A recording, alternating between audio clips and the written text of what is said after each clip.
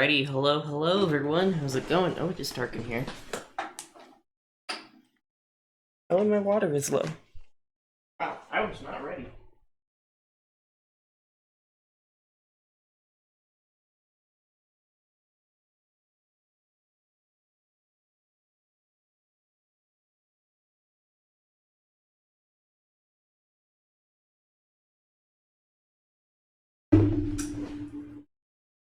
Alrighty. Hello everyone, welcome to Pyre. Or welcome back to Pyre. I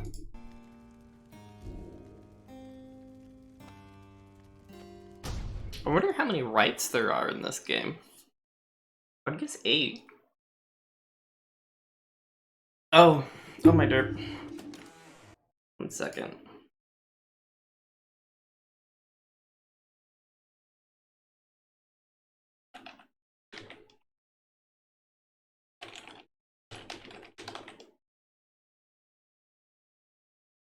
Okay.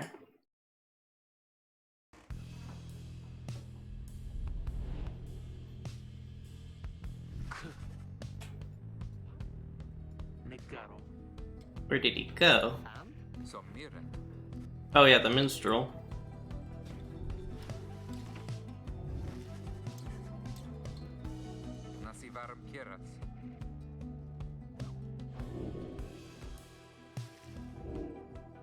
Alright, so...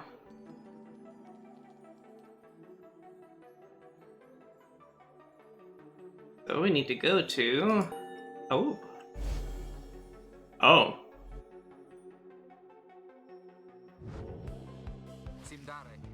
Everyone, we're headed back east, all the way across the valley.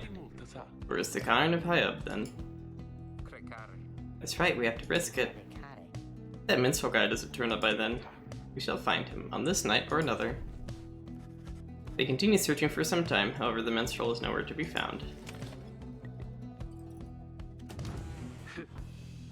Oh.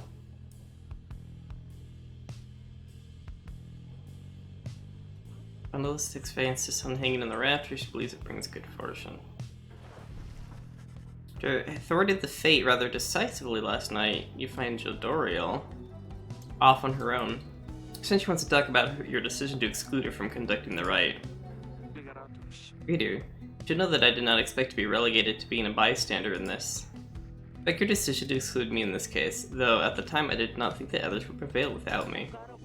Lesson learned, even at my age. Now if you would excuse me, we shall be departing soon. She departs to check on things outside. He senses she has no misgivings about what transpired, and is more concerned at present about the missing minstrel. Okay.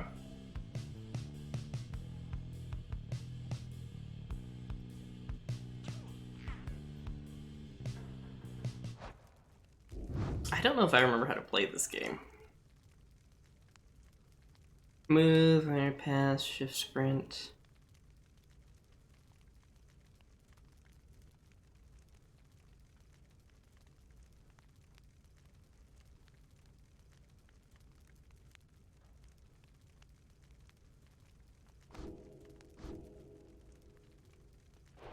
Okay.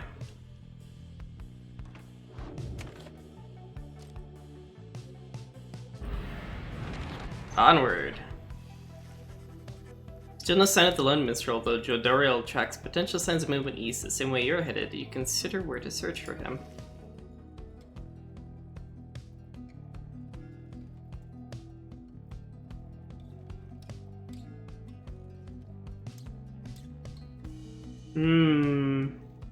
Well, we'll go with Jodoriel this time.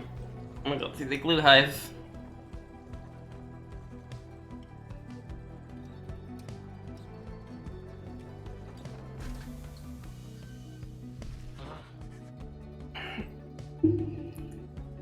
As you make your way through the stark badlands of Glue Hive, all there is to show for the missing minstrel is a deeper scowl on Jodoriel's face. Last, I felt certain he would have taken our same route to the Spring of Yomar. That's alright, Jody. He could have gone anywhere. Likely there is nothing to be found either way. We should keep moving. Pick up bits and pieces of minstrel significance, dear fellow exiles. He was there when they first discovered the Black Wagon, but they speak little more of it for now. Huh.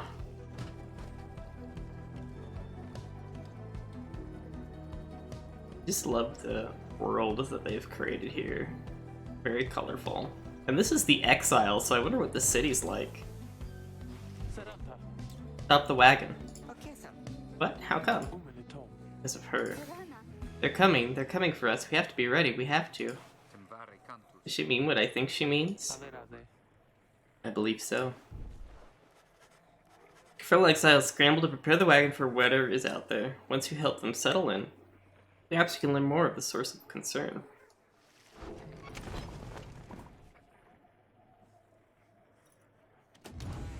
You want to talk to?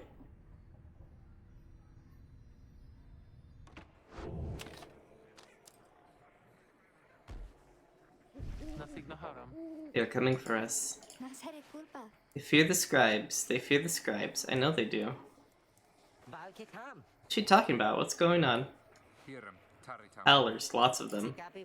Then what are we gonna do? They fear the Scribes. Calm yourself, Faye. We shall give them reason to fear us as well. We'll use the raiments and the books. Indeed, one of us can draw them out under the reader's watch. It shall just be like one of our rights. Edwin turns to you. Seems we need your help in this, my friend. We just need a volunteer to go with you. I will do it, mister. Please, you have to let me, and the Scribes, they will protect me, I know they will. Doriel exchanges looks with Hedwyn. Each of them nods at you as if to signal their approval. Faye intends to help fend off the Howlers. Okay. How do we fend off the Howlers? Olympus, you need to make it easier to overcast adversaries.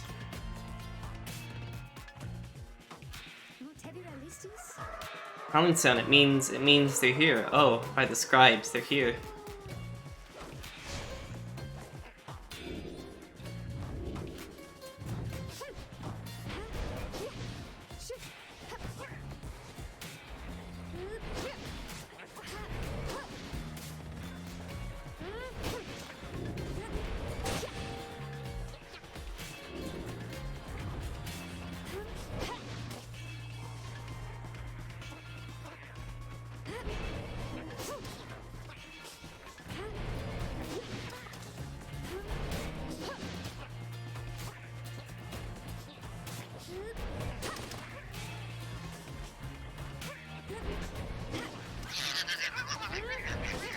Hello, I'm guessing that's Tyler.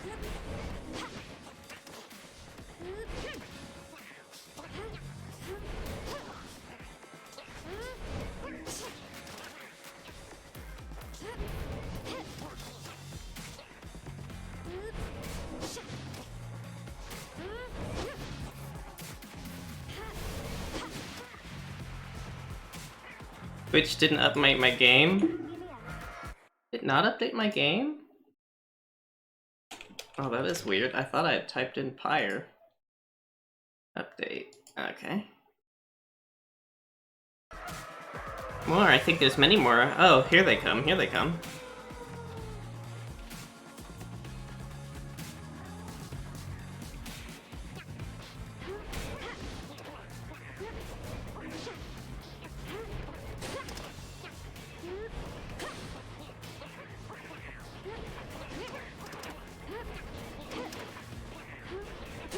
Oh, there's so many.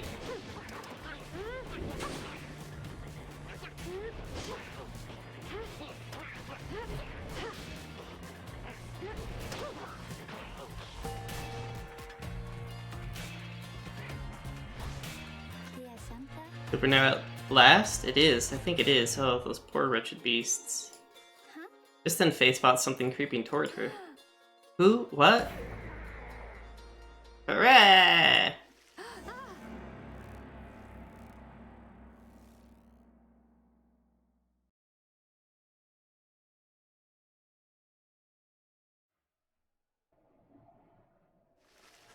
The howling subsides as your fellow exiles scramble out to check on Faye. Find her in one piece, along with an unfamiliar little face. Screehee! Isn't he the best? Can we keep him? Screehoo! Sense a depth of experience in this creature, at least judging by the Drive-Up standards. In fact, you feel a connection to him. If you concentrate, perhaps you can derive some meaning from his calls and screeches. Kiri. The drive-in seems both excited and frustrated by something. You sense a pattern in some of the drive-in screeches. He seems welcoming of this. The drive-in seems to have a history with your black wagon. You're beginning to understand him. You now understand this unusual drive-in. The drive-in recognizes you as the new reader of the Nightwings. He is pleased to meet you. Drive-in seems satisfied at having gotten through to you, and you explain to your companions what little you have learned of him so far. No one argues against letting the creature come along. Inside the wagon, the other drive-imps stare at him with something like reverence. How's it going, Tyler? Alright, so now we have a new drive-imp.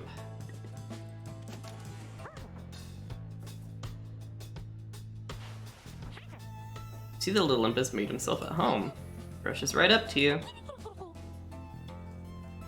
Your new companion seems very pleased to be in the wagon. He indicates he is able to find you thanks to the swarm of howlers. He has no love of howlers, and they know not to mess with him either. He seems to set up a nest. He plans to set up a nest that should ward off any further trouble from them. He looks forward to the road ahead with everyone and believes it shall be worth it. He seems to be saying he's happy to be back where he belongs, and he urges you to keep going. He bounds off toward his brother and settled on the wagon's raptors.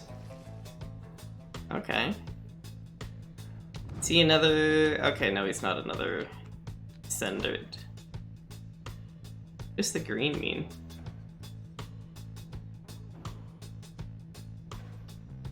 Oh, exiles who do not conduct riots gain inspiration and rather than alignment. Better go fix it.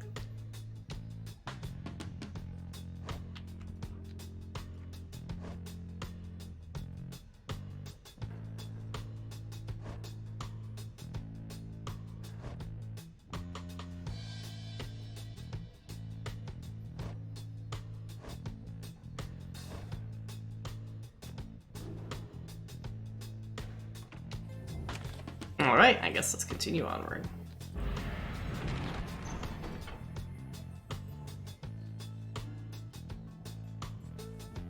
Cursed imp here felled the mighty bone titan's shack 6 soldiers. Your good friend seems insistent that you take this path bearing east. An arid southern path toward the ominous Garden of Pyre.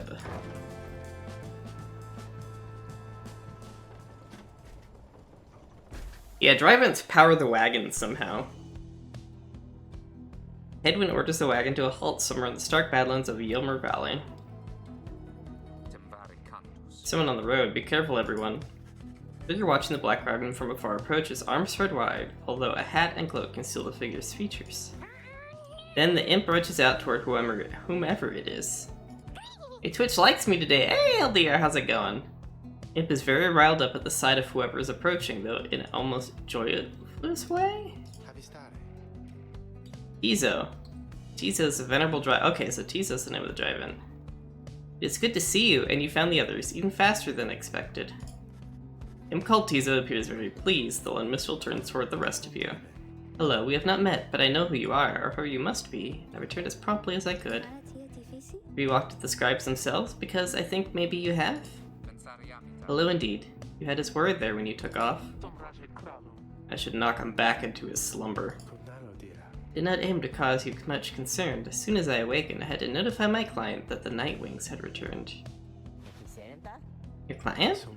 I am my client, Sandalwood. He is your point of contact, as I understand. You did not find his wagon by mistake. So what now? You continue down the path. This is why I'm here. When we meet my client, he shall explain. For now, you have a job to do. I assure you that I shall not interfere. But I mean to accompany you. Would that be alright? Edwin and the others exchange looks. Welcome back, Minstrel. You got a name? I'm sometimes called Tariq. It is a pleasure to meet you, Nightwings. The lone Minstrel returns to the Black Wagon with your fellow exiles. Lone Minstrels rejoined the group. Oh, yeah. I am just really tired. I almost didn't stream this today because I'm like, I want to play a game that doesn't require as much thought. And I forgot how much thinking, I'm not thinking, speaking, this game required. It's a lot of reading.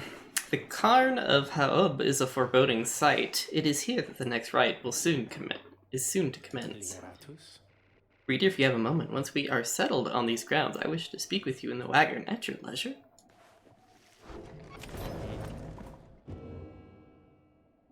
Page revealed the rope collar.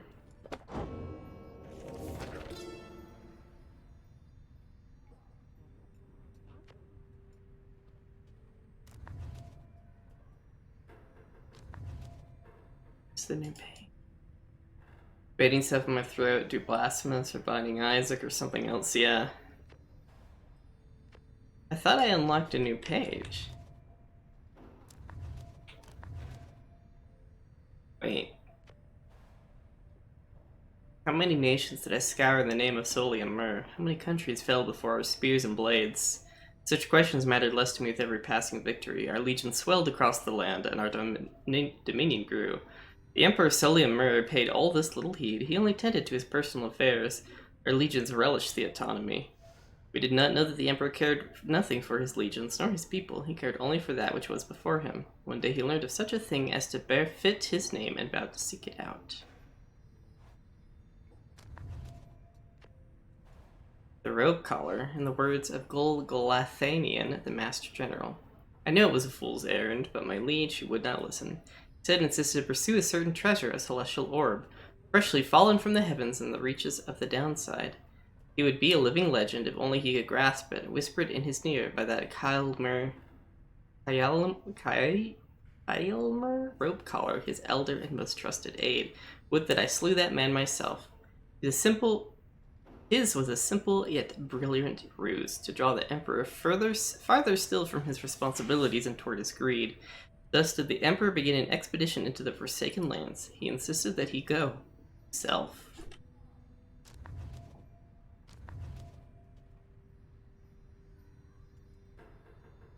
So the Emperor was the first one who came into the downside and become an exile. Okay.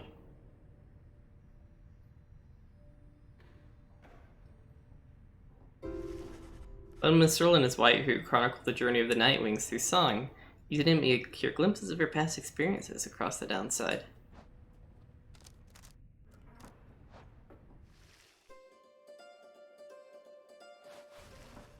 Lord Minstrel seems to have situated himself in the wagon. He is very still, not unlike when he was sleeping.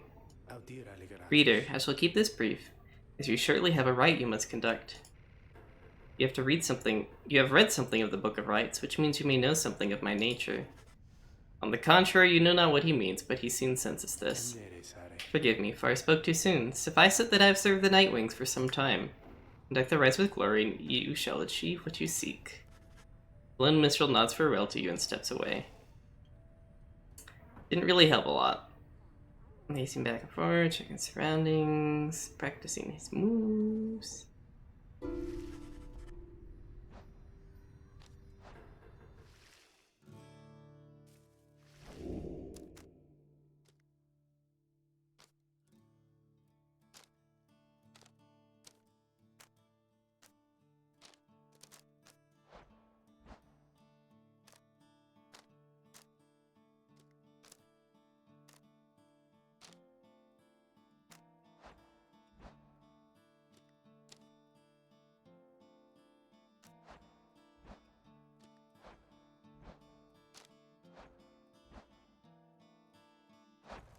Oh.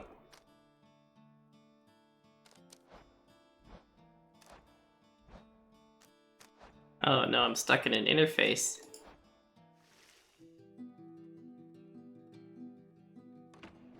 Lots of music. Oh. Hey guys, fancy running into you this side of the sand. What can I do for you? Ron, how'd you make it all the way ahead of us? Hey, come on now, Mr. Greentail. Can't just give up all of my business secrets, am I right? What I can do, though, seeing as you've been such a good customer and all, is provide for you a sample of a little something you might like. Here, check this out.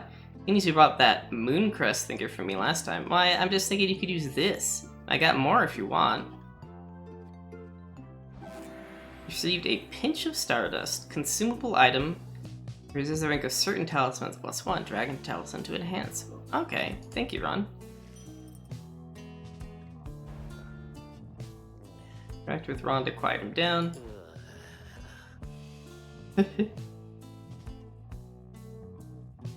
I didn't realize I could do that. Lucrative contract. After banishing an adversary, the bearer gains +1 gold.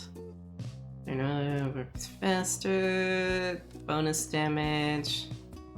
Can I look at my... Oh, I can't look at my roster. Quickness. Being banished. Fast return. Let's take... Can I afford the bonus? Oh, I'd really like this one, but it's too expensive.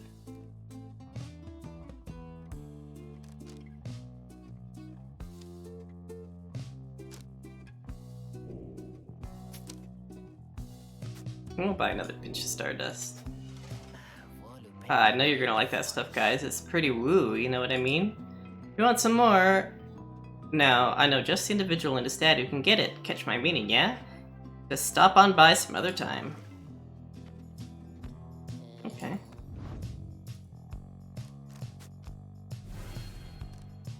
And also rank 11. Okay.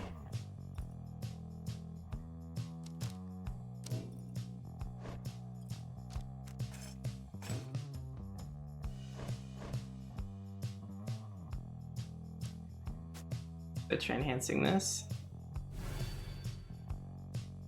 I didn't see what that really did. Come see us again, guys. Okay, before we commence the rite. Okay, I've got people equipped. Okay.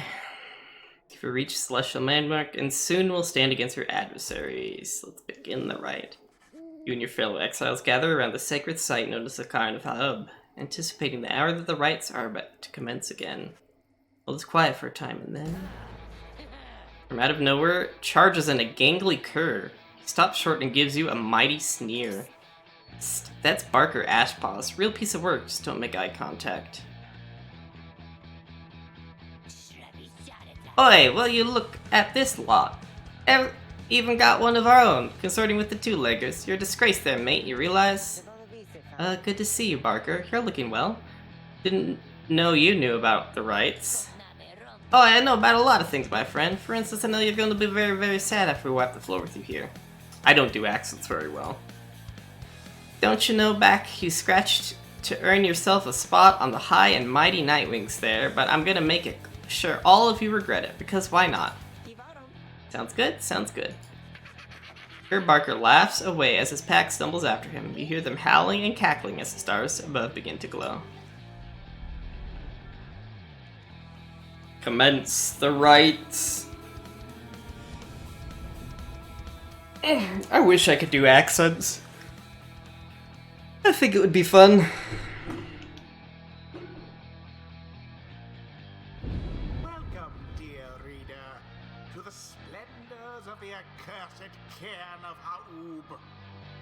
You shall find the downside grows less pleasant from this point. But first, there's a tradition to uphold. This time you stand against the dissidents. Even now they hunger to defeat you. Perhaps not simply to regain their freedom, but to deny you yours.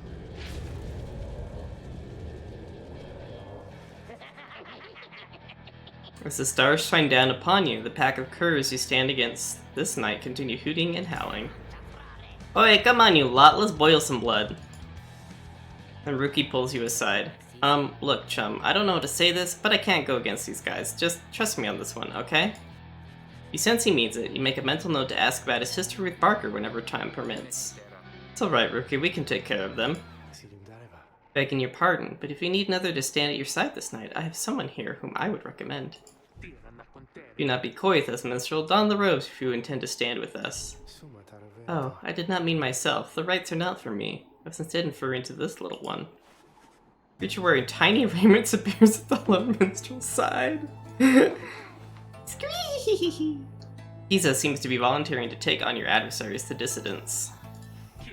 Absurd. The imp knows the rights? He knows a great deal. So long as the Nightwings stand together, he shall be at their side. Though you may not need to take my word for it. Gizo, our adversaries seem to be preoccupied. Perhaps you might quickly show our comrades what you can do. Littlin peers at you. He senses connection to the rights as he awaits your guidance.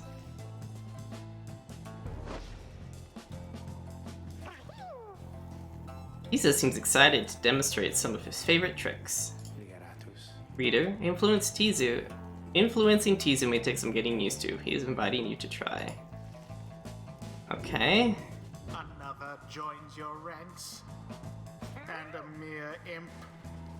Although, no, it cannot be.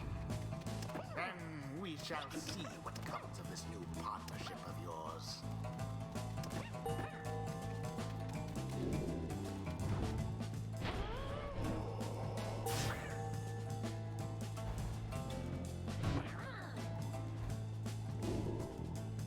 He's got some kind of AoE denial move. Your fellow exiles remain banished. Huh. Well done as ever, Tizo. Tizo is happy to lend his support during the rites, if you could use his help. Well then, reader, who shall conduct the rites in the name of the White Nightwings? Now, let us begin. Okay. Tizo.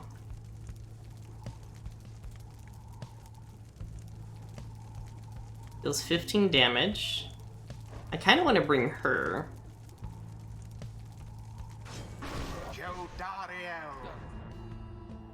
To defend.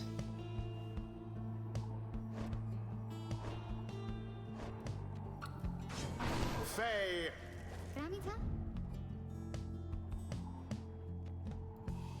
Do I bring Tizu?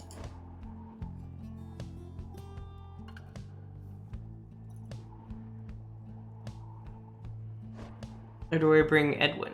Hedwin.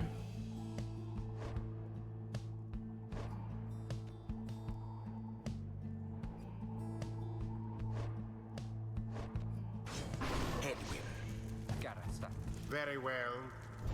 And the Scribes watch over us, or even help us out if we need it. Time's up, useful. Come on, boys, let's get him.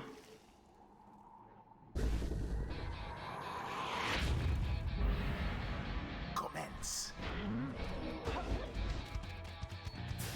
How very fortunate.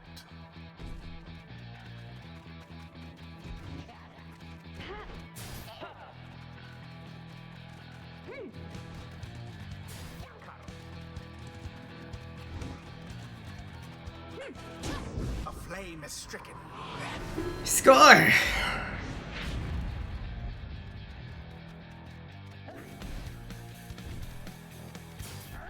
thought they had you there.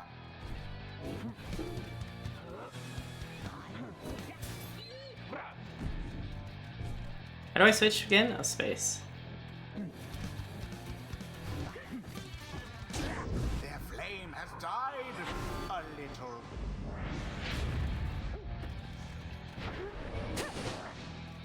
Be gone, Jodari. Oh, roll banished. That's bad. There it is.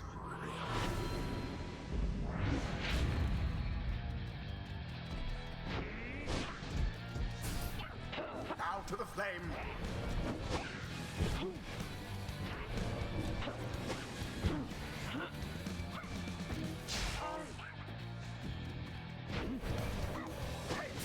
Gotcha. A rude predicament. Get wrecked! Not an open net, yeah.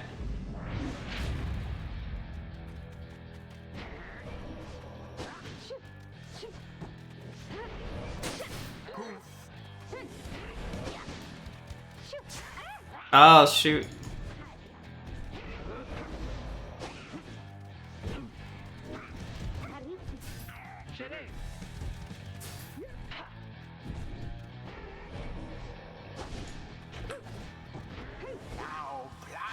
into the flames. Glory to the Scribes. Holy cow, she's fast.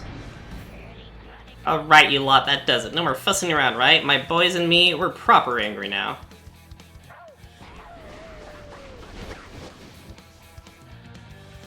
Okay. Careful now.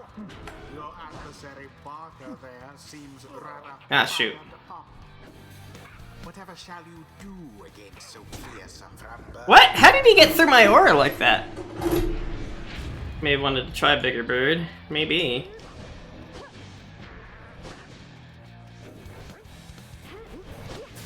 Too bad for that one. And it is Gain. the So the- Nightwings prevail yet again. Accomplished effortlessly, I might add. Enemies are starting to get a little harder. The ceremony is complete. Perhaps now they will learn some humility. Wow, I thought, did we just win? Did we just beat them? Well, well, I'll be a heaping ball of dung. But I just can't believe you shoddy lot showed us the what for like that. My boys and I will have to take you just a tad more serious next time. Till then, you just be sure to tell old Rookie Greentail that yours truly, he remembers everything, you hear? The rites do tend to teach something of trust. Witness the rites firsthand and be inspired. The Scribes, they whisper to me, they do, from time to time. If Faye is banished while jumping, she shall instantly return at the origin of her jump. Okay. When grasping an aura, Faye jumps and sprints without stab? Whoa. Fling.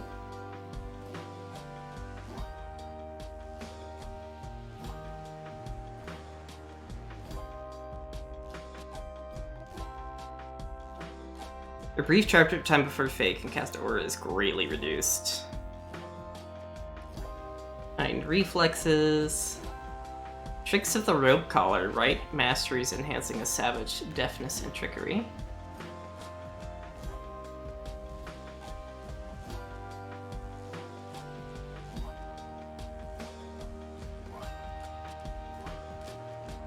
Caldmere rope collar learned to control his impulses, knowing it was necessary to his plans. Rope collar was an idiosyncratic man whose interests he kept to himself. A devious trick from the rope collar. Until the stars align. Splendid as was your guidance of the Nightwings, reader. Your fellows are fortunate to have found one such as you. May you find the freedom that you seek.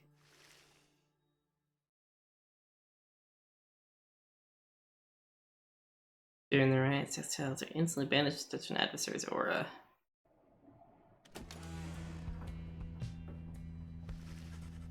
Vanquishing the dissidents in a decisive victory, you return to the wagon to recover from the night's ordeal and figure out how to best proceed. You alright, Rookie? Think so, chum. Just need a little time. Don't count on Barker being caught up in all this. You don't owe him your conscience. You'll sort things out with him. You always do. I do not wish to interrupt, but the dark of night is waning. Reader, would you join us outside, please? Find Doriel and the lone minstrel gazing into the sky above the valley, which is beginning to grow pale. Seek your new destination. Look towards the heavens.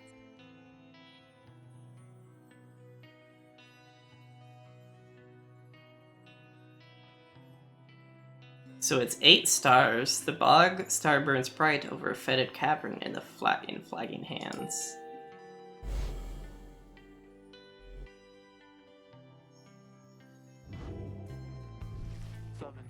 Then it is as I feared. We are to press further north, beneath the valley into flagging hands. A gloom-filled, desolate region of the downside beyond which lies the sea. A fetid sprawl of noisome, festering, unpleasant adjectives. Basically a disgusting swamp pit. Scribes are watching over us. They will protect us wherever we should go. Had you been to Flagging Hands, you would not say such things.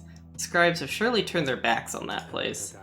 If I may, the bleakness of Flagging Hands shall wear upon you, to be sure. I urge for you to take what rest you can, for you shall need your strength upon the road ahead. Your fellow exiles agreed to turn in for the remainder of the night. At dawn, you shall have to press deeper into the downside.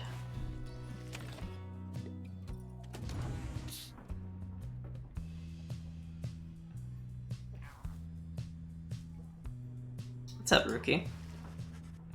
You can tell something is troubling Rookie, though he seems relieved to see you. Hey, chum, listen, I gotta level with you real quick. Remember Barker, don't you? Not exactly easy to forget, though believe me, I try. Well, he's got me by the scruff. I've been down here a little while, as you can see by now, but Barker, he's been here longer. He's made quite the name down here. As for me, I needed help, you understand? I had a certain standard to uphold. So I figured he would be the one to ask. Then Rookie hesitates. But then his familiar grin returns. So what if I owe him, though? Right, chum? We got people back on the other side, and just between us, we're loaded, I mean rich. My little problem with Barker, soon it's gonna take care of itself, just as soon as my people send the money through. So, I'm telling you right here and now, don't you even worry about it, and I'm sure everything on that front is going to end up real tidy real soon. With that, he scampers off before you can respond. It seems Rookie owes a debt of some sort. What is on the line exactly, you are unsure.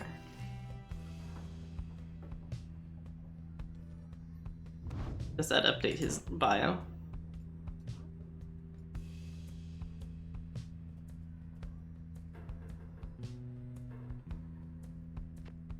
No, it doesn't really say. So if they do participate, they get like 400 enlightenment. If they don't participate, they get 250.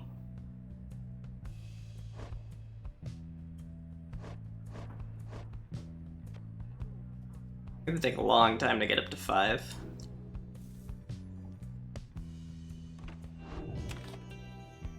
And they don't actually get it until they do it. Yeah, but it's like bonus. They get the bonus next time they get to do it.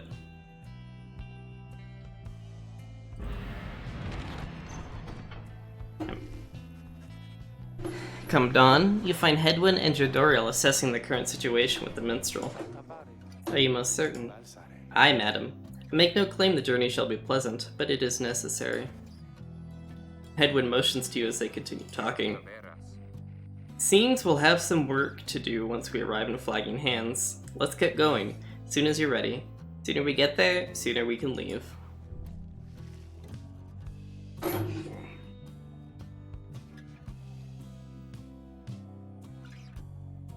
The lone minstrel knows a relatively safe route down into the Flagging Hands region. Okay.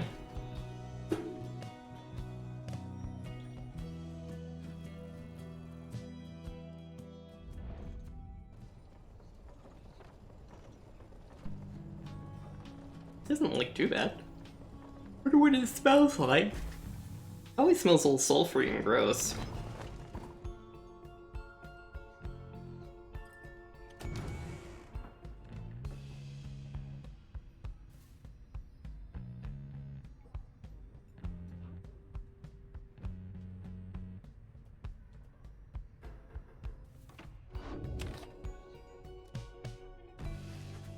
Flagging Hands region proves as dismal as Jodoriel indicated. The air is thick and foul. How far to the pit of Malith? A fetid den in which the witch Malith sealed the physical form of Yizlak Astralborn. All the way across the marshlands on the coast. Reader, would you join me in the wagon for a moment? We have matters to discuss. Jodoriel and Hedwyn exchange a look, then she turns to you. Let's see what he wants. Oh. Thank you for your time, reader. I have something for you on behalf of my client. For you is an artifact called the Beyonder Crystal. Should the reader manage, in your eyes, present the crystal only then. You observe a shimmering crystal of some sort beside the Book of Rites. As you have surmised, the triumvirates you are to confront during the rights shall stop at nothing to prevail against you. They have prepared for this for quite some time. Beyond our crystal may help ensure that you are well prepared in turn. It is a resource now at your disposal, to be used at your discretion. Gaze upon it, and you shall see what I mean. Henceforth you may use the Beyonder Crystal. It is calling you. Shimmering crystal inscribed with glyphs beyond your understanding. Look upon the shimmering surface of the Beyonder Crystal. Some of your senses fail, though you retain a hold over your consciousness. An apparition appears before you, clad in the raiments of the rites, but incorporeal. I sense that you are not a total idiot. She reaches for the clasps on her mask. So the Nightwings have returned. Oh, but where are my manners? You must be their lovely reader. Please, call me Sandra. She is a wraith, expelled for eternity within the Beyonder Crystal, and bound to serve the rites. We met briefly before, when you first held the book, when you were stuck inside of it. I was among the phantoms your companions banished there, no doubt stroking their egos. You listened well enough to that damned voice. Now I suggest you listen well to me. Voice, described within the book, it calls you to you during the rites and reminds you of your exile. I am bound in servitude to you, along with any idiots whose freedoms happen to be intertwined with yours. I know the rites better than anyone. I soon can whip you into shape, if you but take advantage of my services. First, I offer you scribe trials to those friends of yours. If they can pass, it shall be worth their while and yours. Enter special challenges custom-tailored for each of your fellow exiles. Secondly, my Beyonders and I avail ourselves for practice rites, should you be so inclined. Special try you but banished for eternity and trapped within the rites, led by the wraith called Sandra the Unseen. Okay. No strings training competitions between your fellow exiles and Sandra's Beyonders. Or you could always come and chat, and briefly free me from an eternity of burden, You have invoked Sandra from the Beyonder Crystal. What do you wish to do? What is on your mind? You appreciate the effort to make small talk with me, reader. Anything to break from the monotony of staring at the void within this place. Not that I could see it if I tried. She laughs at this, or maybe at herself. Certainly, I could make talk with my fellow Beyonders, trapped here as they are with me. You might expect that we all would keep each other company. There's just one problem there, however. We're all sick of one another. She laughs again, perhaps not at her joke, but instead at her predicament. To exaggerate to some extent. But there is a certain truth in this. We have been stuck together long enough that we have grown more distant rather than more close. But I had best not wear out my welcome with the likes of you, as I have long since done with all the others here. So, carry on for now. And if those fools with whom you travel learn something, come, bring them forth to me, and I shall see to it that they learn some more.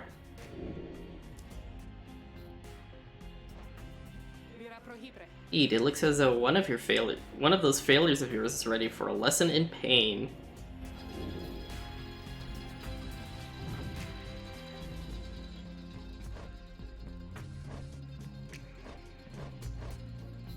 Huh, only rookies. Sandra has taken an interest in rookie prevail and earn a unique talisman. Oh, okay. You asked Sandra to administer one of her special trials for rookie. What? The loudmouth Kern? Well, I suppose that he is ready, technically, though I have a litany of reservations about him, but let us bring him forth. Soon, Rookie appears, in heat of the summons. Chum, why are you looking at me like that?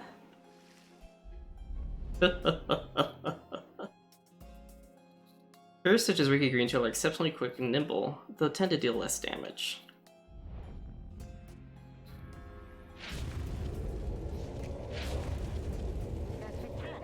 Alright, what's the big idea, huh? This some kind of trick you're playing, chum? The apparition Sandra then appears and unfastens her mask. Shut your snout and listen well, cur. You answer to me here. What? Your mouth runs quicker than those stubby little paws. With much to learn if you have any intent to prevail on the rights. Let's see how you fare without the benefit of your trusted comrades, save for your lovely reader. I guess it's you and me then, huh? Chum? Whenever you are, wherever you are. Oh, crap.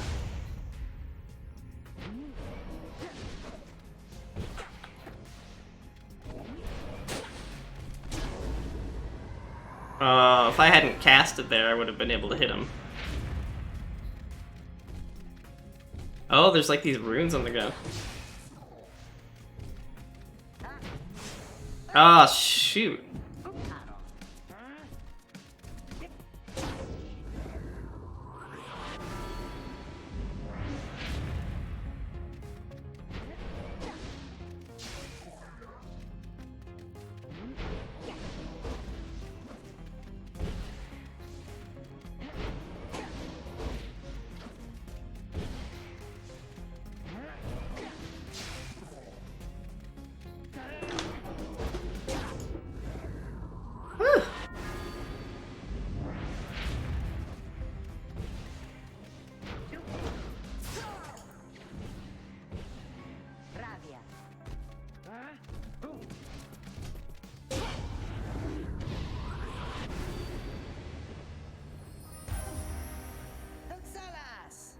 Well,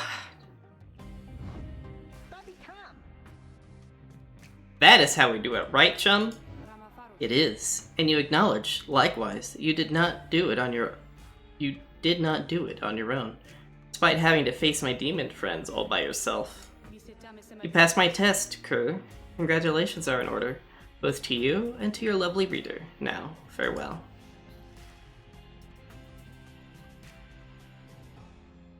Going from here, learn what we did, and build a great society, a free society, with springs spread wide for everyone.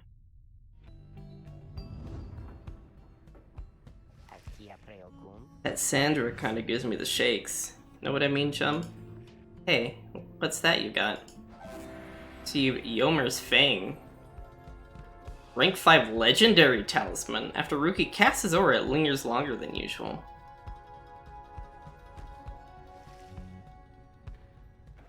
Interesting.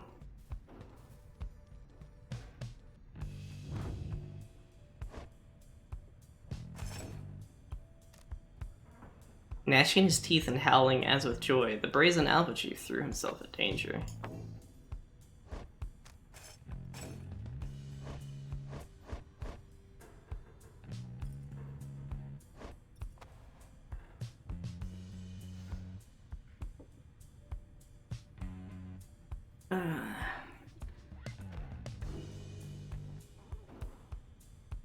Interesting.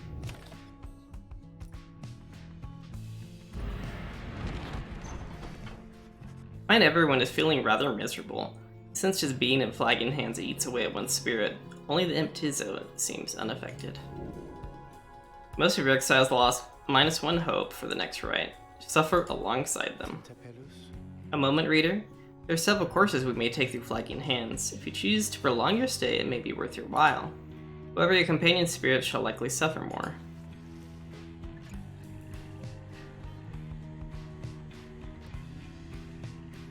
You can get a valuable item if you take a job here. Crosses a mass grave. This is a faster route. You can improve a talisman if you take a job here. South route through flagging hands across the disease wilted hand. I'm kind of half inclined to get the talisman upgrade. Or the item. Yeah, a little bit of hope is gonna hurt, but the hope loss is gonna hurt. The north route through flagging hands is dismal beyond reckoning. There is little talk among your group, yet you sense despair encroaching. Only Tizo seems unaffected. That's another -1 hope. Later you accompany the lone minstrel in pursuit of his task here. Speak not directly to the living shade, and be true to your heart when responding to its inquiries, and make no attempt to look it in the eye. Lone minstrel offers these and other words of advice as you approach the burial mounds of Cold Mode, where many exiles of the downside see their final days. Even a thorough burning failed to cleanse a certain haunted air here. Glimmer of a shade appears before you as you stand surrounded by the dead. You barely see it, and it does not speak, but you feel its thoughts piercing your heart and mind. According to the shade, the book that you possessed may lay some of the fallen here to rest. Shade leaves you to your work. You turn through the book, locating passages concerning freedom and the spirit, Recite such words as seem best fit to each of the following you see. It is draining work. Shade resurfaces after a while, leads you to a hollowed stump, then fades away. You found 8 Nox Shroom. Now we can sell it. Seething bit of fungus which holds value to certain denizens of the downside. We found money. We're at -2 hope for almost everyone. By the time you reach the Pit of Malith, everyone besides the Temptiza seems to be feeling even worse than before. You sense their desire to leave this place as soon as possible. Most of your fellow exiles lost -1 hope for the next fight. Oh gosh. We're at -3 hope now. Page revealed the Empire's collapse.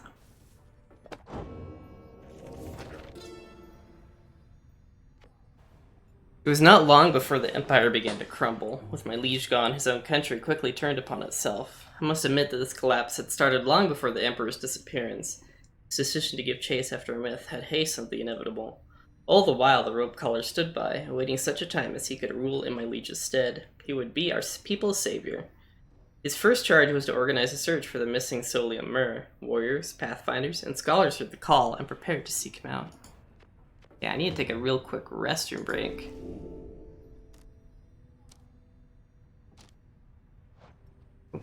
I'll turn on the music.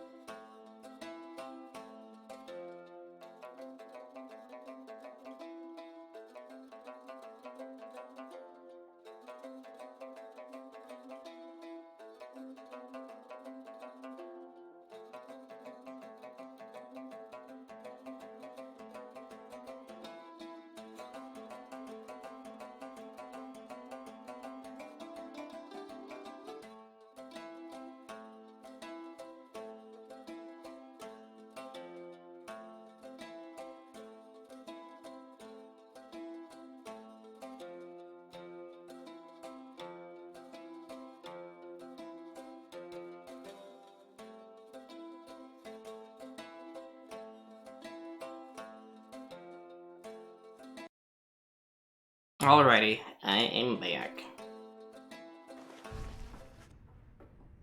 You sensed Shadariel's steel gaze well before you turned to her. Reader, rummaging about the wagon once again. Tell me something now that you are here. Look at me. Are you afraid of me? You consider the question. You have never before met someone like her. But do you know something of what happens to those who remain in the Dawnside for many years?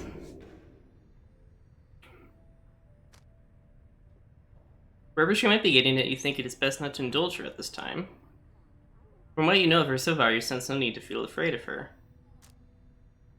You're very much aware that she could snap you like a twig at any point.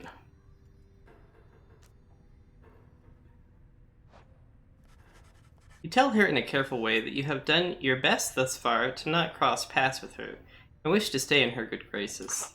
Indeed, it is comforting to know that my mere presence instills fear.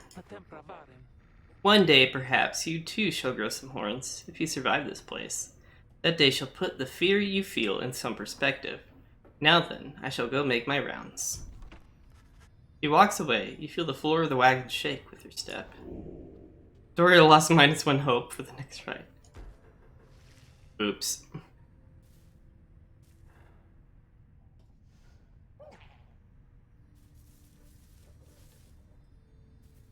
Oops. Realize I made your cameras. Yeah, my camera is smaller. Hello! Well, we also have kitty cam, but there's no kitties, so... Oh, hey you guys, you know, this place, a lot of folks, but not a lot of customers. Know what I mean? So have a look around. Let's sell you the Noxshroom. Bear presence, grants the bearer hope. I kind of want to save it for that lunar glass at this point. Did you define the source of the water? No, still haven't. I've been doing alright. How have you been doing, Gem? Been a little while since I've been able to catch one of your streams.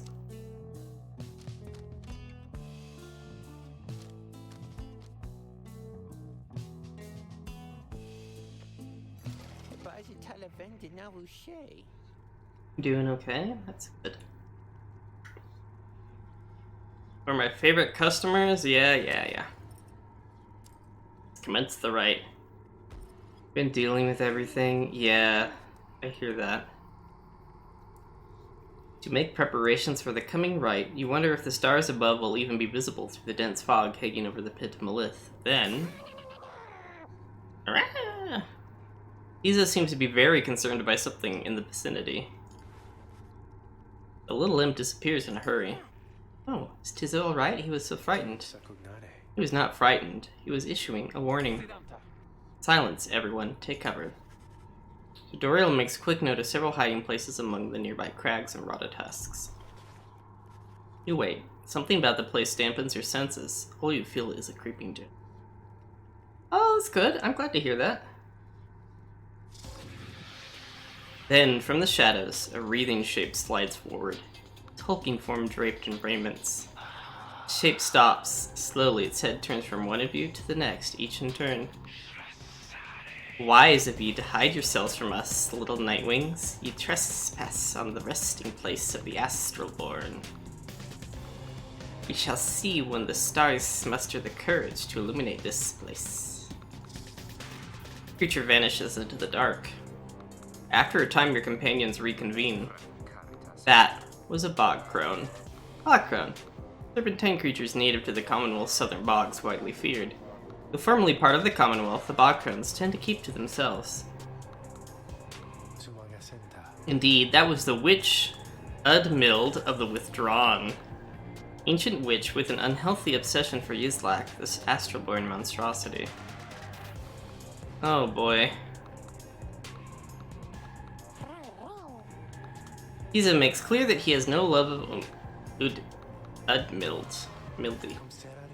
Though the rites dictate she cannot harm you bodily, with her, best not to take unnecessary chances. Take what chances we can get in all of this. Everyone, it's time. Time for more wizard basketball.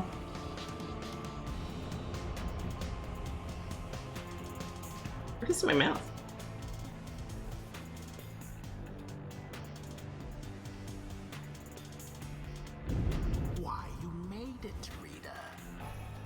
Made it all the way to the detestable pit of Malith. In doing so, of course, you have disturbed your ancient adversaries, the Withdrawn. The deranged witch who leads them has big plans in store, should she prevail in all this. Now, as you know, I normally would wish you a shameful defeat. But in this case, I wish you a little bit of luck.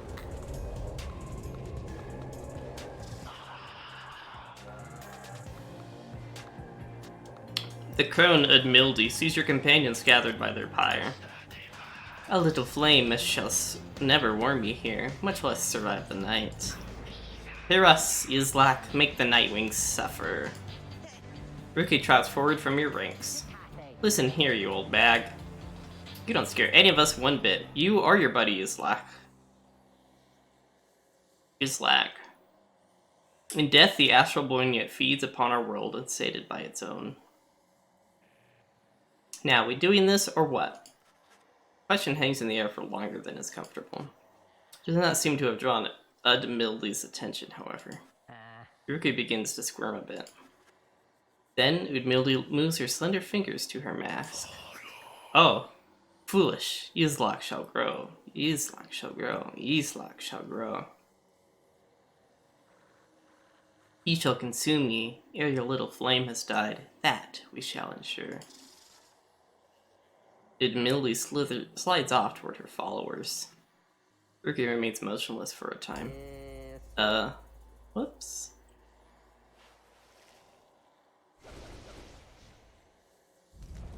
Who shall stand together here this night? Hey! Crosby! What you doing, buddy?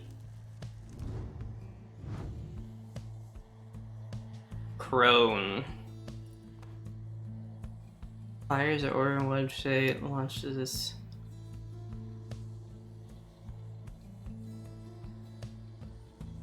What's up, Crosby? Come here. Come on.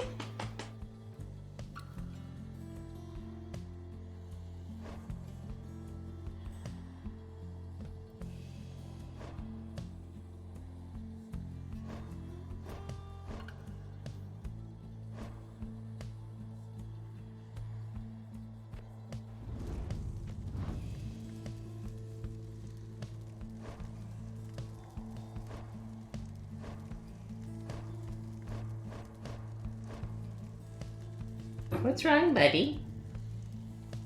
Are you scared too? Come on. There we go. Hi. How you doing, Crosby?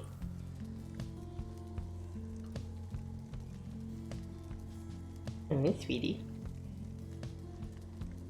I got my one nose boop of the day from Crosby. Oh.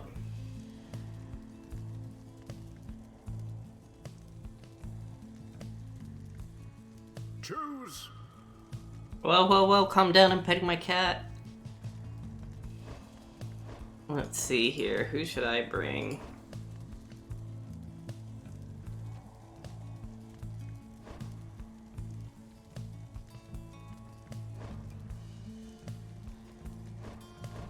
See, her hope is super low, so I'm definitely not gonna bring her. I think I might bring in these three, because they have the lowest experience.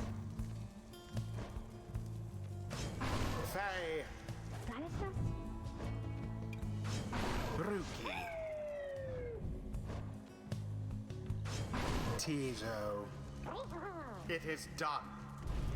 Tizo's ready to take on the Withdrawn alongside Faye and Rookie. No matter where you go, his luck shall find ye and devour ye. Oh. So it begins. Begin. Now take it.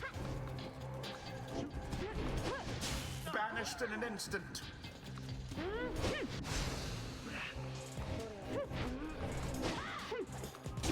The first dousing. Score! Okay. Well cast.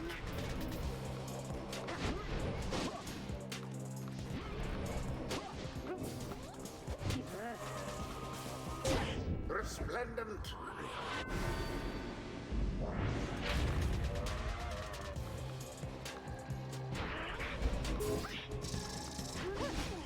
My.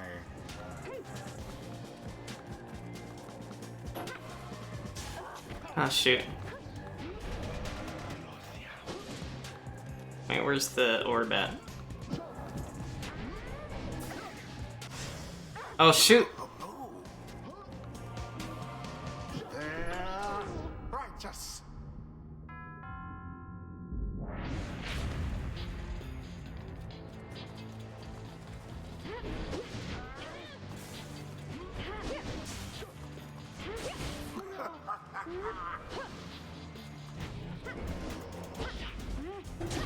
Splendid. The lifeblood of Yslok that flows within this lair, beneath this world, his lifeblood, it shall engulf you in such blackness and despair. Okay. The witch invokes a profane name I shall repeat. Best beware of foul sorceries.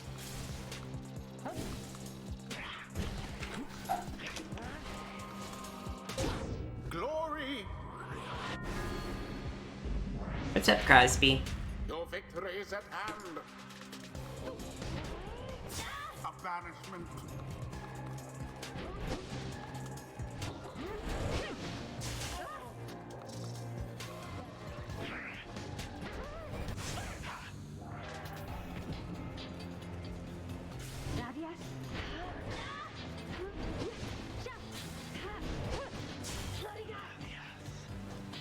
The orb.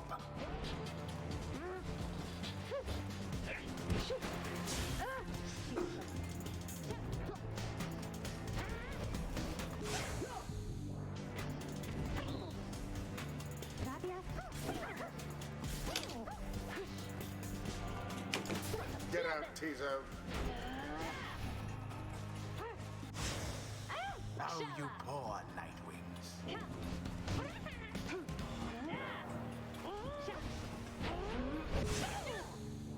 And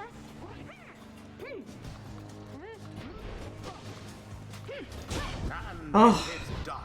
Crosby! The Nightwings once again prevail.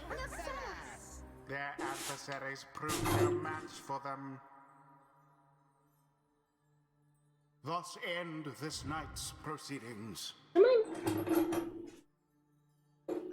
The Scribes, they vanquish Yslok, just as we prevailed tonight. You see, those bog dwellers, they're just a bunch of hissy talk. Tiza praises everyone's courage against humility and the withdrawn. Yslok, we have failed thee, and the deed shall be repaid in blood. As for ye fools, ye shall be consumed, and everything around ye, from the soil to the stars, ye shall see. Boundless are the teachings of the Scribes.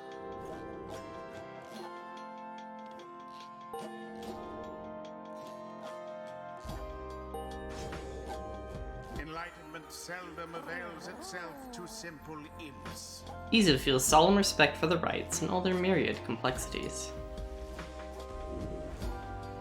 Use a mastery. I can either go Secrets of the Accursed Imp, Latent and Terrifying Power, Utility. If banished, Tiza drops a moon sign allies can instantly transport to from their pyre. If banished, Tiza automatically casts his implode ability if he does not possess the orb. When saluting his adversaries, Tiza turns into a fast-moving howler, or back. If banished, Tiza drops an improved moon sign that boosts ally speed and stamina. While fluttering or zipping, Tiza moves much faster than usual. Implode can banish adversaries within a much wider area. After casting Implode, Tiza returns much faster than usual. Deals additional damage when dousing the pyre. You are truly cursed, friend Imp, and may I thusly be with all your qualities. I think I might go the power route. 'Tis the influence of the Imp Scribe. Until the next round. That Imp is a monster? Yeah. In a good way, yeah. Strong. Having overcome the withdrawal almost effortlessly, you and the others have some moments to recover from the ordeal in the relative safety of the Black Wagon. So, when can we get out of here? What, Greentel? Had enough of Udmildy's hospitality for the time? Oh, Jody. Yeah, thanks, I'm good. The reader and the stars will point the way, as ever. It's just, so far we've kept going on north. If that's the case again this time. The Sea of Solace spreads north and west from here, for untold leagues. I could not tell you when last a vessel dared to sail those waters. Sea of Solace, an impossible oceanic expanse pockmarked by crude little islets. Attempts to sail across the drowned sea do not usually turn out so well. Izo asserts himself during the conversation. What is the matter, little one? Izo is trying to get you to come look at something outside the wagon. Reader, please go see what he wants. You excuse yourself and follow the imp into the dark of night. To look at the stars? Find Faye and the lone minstrel already gazing up at the stars. Can you not read the stars yourself then, Mr. Minstrel? I fear it is not so simple as matters of can or cannot when it comes to me, Faye. We shall see what the reader has to say, for this is his charge. And here he is, in fact. Thank you for fetching him, Tizo. Tizo is happy to have obliged the lone minstrel. Reader, it would seem the skies have cleared to some extent. Please look upon the stars and see where they compel us to go next.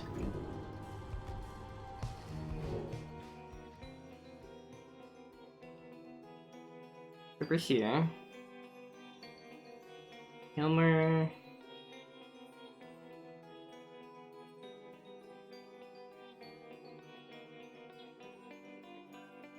Ah.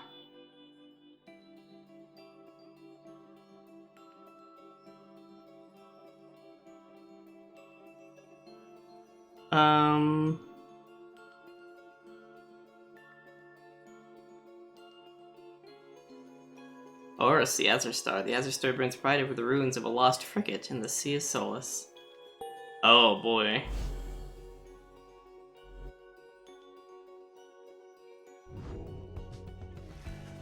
The rights beckon you still further north, toward the middle of the Sea of Solace. That's not good. You're joking, right, chum? Does the reader seem to be the joking type to you, Greentel? We do not argue with the stars. You talk like we could just go ride right out into the water.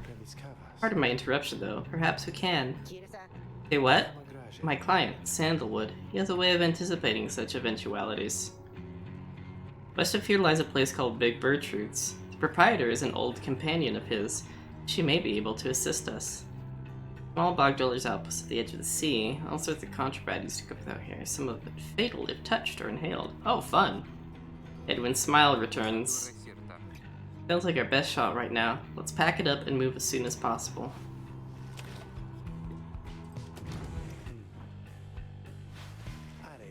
Greetings, reader. It is good that you are here, for there is something that I wished to tell you privately. If you have a moment, I shall not keep you long, though I know your time is precious.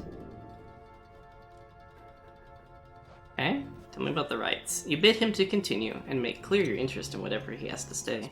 Okay. Very well, thank you for your time. And I should further note, matters that pertain directly to the rites I must reveal to you alone, for thus I am obliged. In any case, when you confronted the withdrawn, the witch Udmildy, you might recall that she intended to invoke a certain name. Islach, the Astralborn. I hesitate to say it even now. You would be forgiven if you took the ravings of Udmildy for mere nonsense. However, her words, as it turns out, ring out with a certain truth. For the union of the 8 scribes, when first they found themselves here in the downside, this land was even less hospitable, if that can be believed. It was ruled over by the greater titans, the one called Islach was the eldest and most fearsome of the lot. Colossal monsters that once roamed the downside. Scribes together slew them one by one, and through this forged their bonds. Just the same, the scribes managed to defeat it. They later used Islach's own hide and ichor to bind the Book of Rites. However, Islach did not truly die, or by some accounts, it seems to be incapable of death. Creatures are regenerating even now, though very, very slowly. The idea is to devour this land and everything in it. Only then can it return into whatever plane that banished it to ours. So, in a way, it is in exile, just like you. If ever should the creature be reborn, it shall be many ages hence, thus the ravings of Udmildy are more or less inconsequential for the while. Yet, the history of Islach is inexorably linked to the rites, Therefore must be known. I trust your research of the book shall lead you to discover more in time. Hope all of this is of some reassurance. Now I leave you to your more immediate concerns. I shall go check to see how everyone is faring at this time. He heads out into the evening, bidding you a good rest of the evening.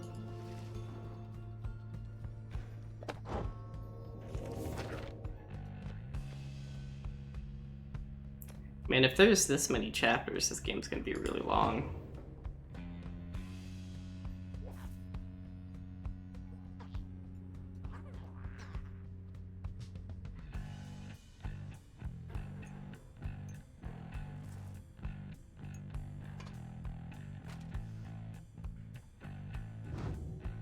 It's absolutely kitty. How do I level up again, or do I not? Do I only without a one-time thing?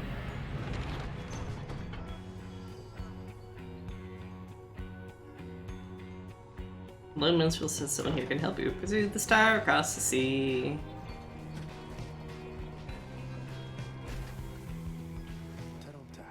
This is the place. Let us go see to my client's companion as soon as you are ready.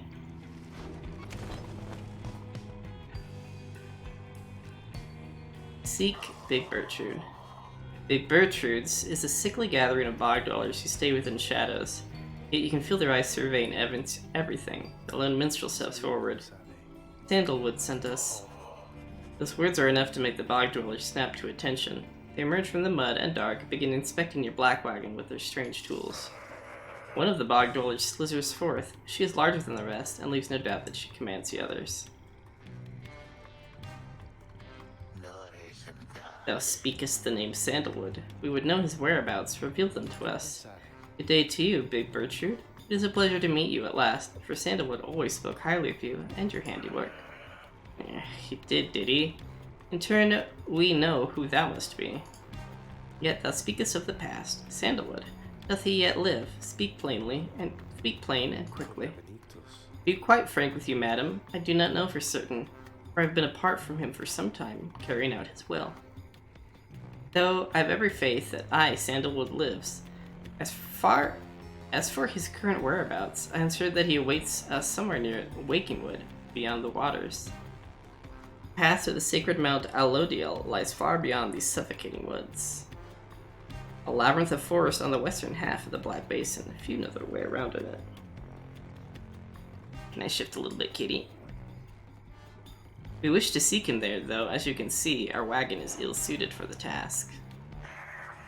The one called Bertrude frowns at this, studying the lone minstrel all the while. Indeed, then leave us, return at dawn, that is all. By your grace, Big Bertrude. The lone minstrel turns away, but Headwind stops him. Hold on, are you sure about this, leaving the wagon in their care? All should be in accordance with my client's plan. Keep calling Sandalwood your client. He must reward you well. Aye, in a manner of speaking. Help me find a sense of purpose, I thought lost. Edwin nods at this, then turns to you. Well, my friend, I guess we'll see what happens, right? I'm off to let the others know. You find yourself with time for your vocations while the bog dwellers go about their business.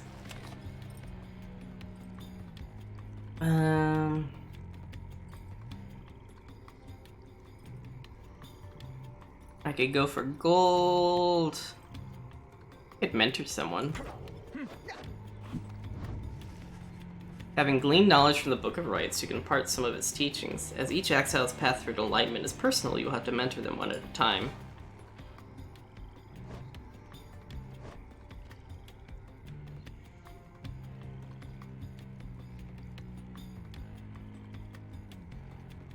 Oh, so I could just give experience to someone.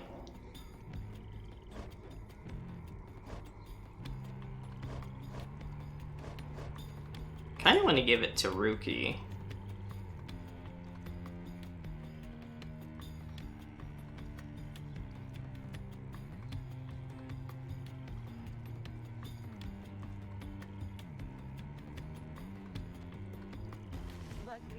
Sure, chum, I could go for some enlightenment right about now. Might take the edge off. You illustrate Rookie some of the intricacies of the rite, focusing on how all three in the triumvirate can move inactive as with one mind.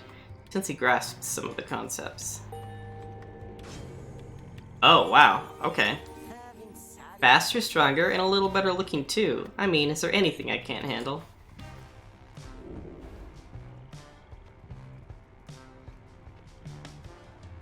AoE banishing.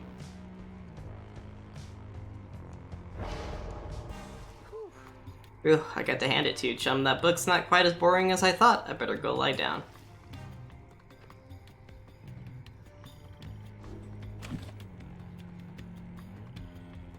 Onward! The lone minstrel finds you early the next day. Reader, it is ready. Please, come have a look. The others are already there. Oh. The black wagon appears different now than it did even a day before. The hull is fully sealed and reinforced, and all matter of nautical equipment adorn its support side. Wow. People seeing this? I'm gonna have a look around. The wagon should be fit for a sea voyage. Let us depart at your earliest convenience. What about Big Burchard? He then appears, as if on cue. Tell that sandalwood he owes us twice over. If I may, Big Burchard, you could tell him yourself, if you wish to accompany us in our voyage north. The group would welcome someone of your vast experience. Dare thee make flirtations upon us?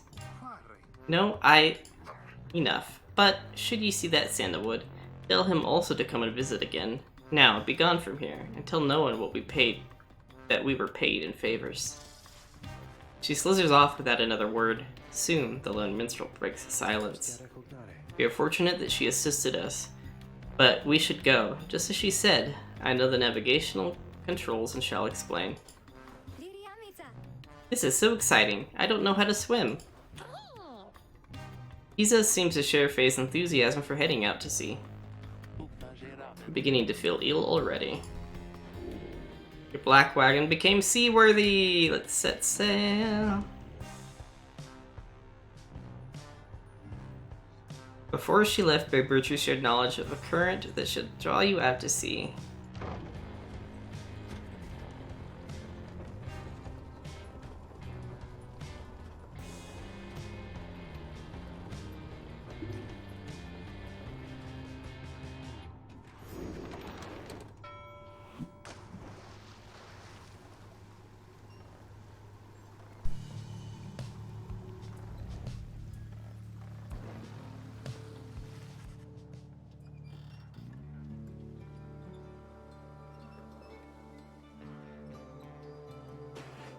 You and your companions watch the sea as your wagon rolls over the gentle waves.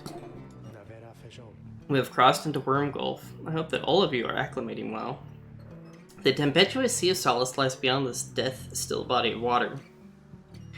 Exiled worms from the Sea Dominion naturally congregate around here. There's no acclimating to these worm-infested waters. We risk everything to sail here. Exiled worms of the Sea Dominion tend to seek out the cold of the downside seas. Known for being reckless and single-minded, they are perfectly suited to fill the Commonwealth's front lines. As long as we follow the cold current Big Bircher indicated, we shall be safe.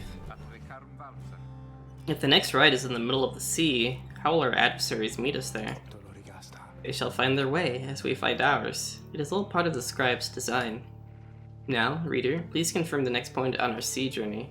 We seek the Hulk of Oars. The remains of a doomed sea vessel. Gertrude's instructions are to navigate the maze of maws on a curving route bearing northeast. Okay.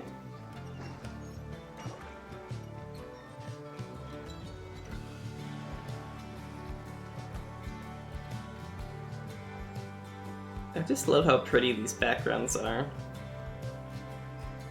On a boat. We're on a boat. The wagon continues rolling gently across the waves, which seems to you a welcome change of pace after having come from flagging hands not very long ago. However, Jodoriel seems more concerned now than before and paces ceaselessly. When she notices Ruki, she stops him for some questioning. Greentail, how is he doing? Who, Headwind? Oh, he's pretty much the same. Been up all night, retching into the waters if I had to guess. His first time out at sea? is first. She turns to you. Reader, please check on Hedwyn when you have the opportunity. He requires our support, and we require his swift recovery. You wish them a good afternoon as you check up on the others in the group. Later you find Hedwyn looking out of sorts. Oh, hello my friend, it's just, the sea hasn't been good for me, I guess. It's funny, all this trouble, just to get back to the Commonwealth of all places. Hey, tell me something, what do you miss the most about that place? Sure, it was highly illegal, though. That's the same. You miss having access to volumes. Life is always difficult, but having a long-time confidence to help you get by. Your mouth waters at the thought of it, but at least it doesn't compare to what passes for. You have made a conscious effort to discard most of your memories of living in the Commonwealth. Say, friends. You tell him that there were those who did support you over the years, and that it pains you now to be apart from them.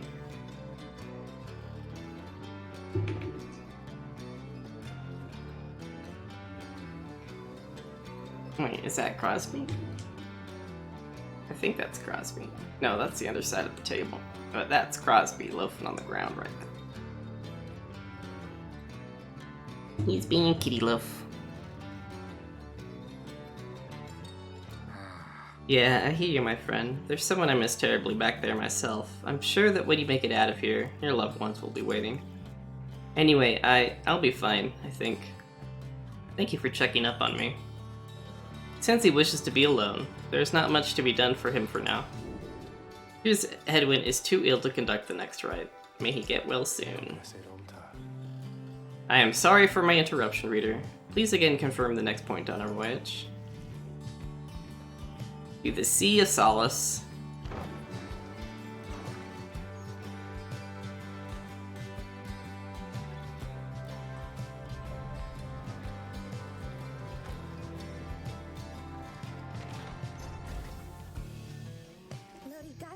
By the Scribes, the sea. I didn't know it was so beautiful. Having escaped the waters of Wormgulf, you now can see what must be the Hulk of Ores far on the horizon. Not everyone has taken well to the sea voyage, however. Tizu is wondering if Hedwyn is feeling better. He requires further rest, Tizu. All we can do is wish him a swift recovery.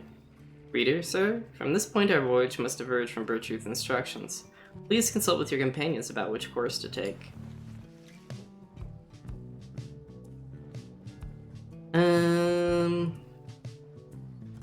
North Current runs as quick as the Ender King. Faye believes that the 8 Scribes shall bless you here.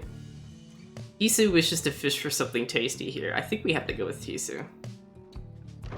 Let's get some tasty fish. Go fishing.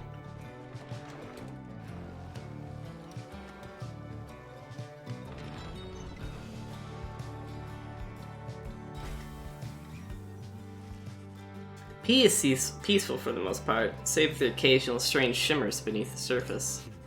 You realize the lone minstrel is looking down at them along with you.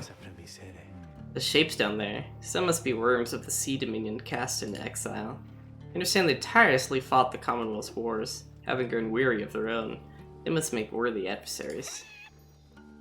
Tizu appears to have spotted something tasty. Tizu dives without warning into the depths below. And there he goes again. That one enjoys being at sea, despite its perils. Eventually, the little imp resurfaces, clutching something in his claws. He caught a black-eye puffer. A limbless, cold-blooded creature caught at sea. Can be sold for 95 gold. Nice.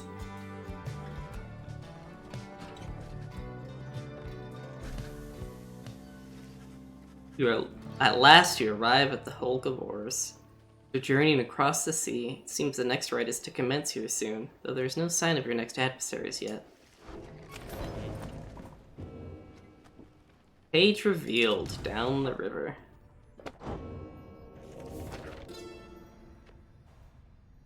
The Emperor Soliamur knew not of this, of course. His expedition yielded not the treasure he desired, but brought him closer to his country than he had ever been before.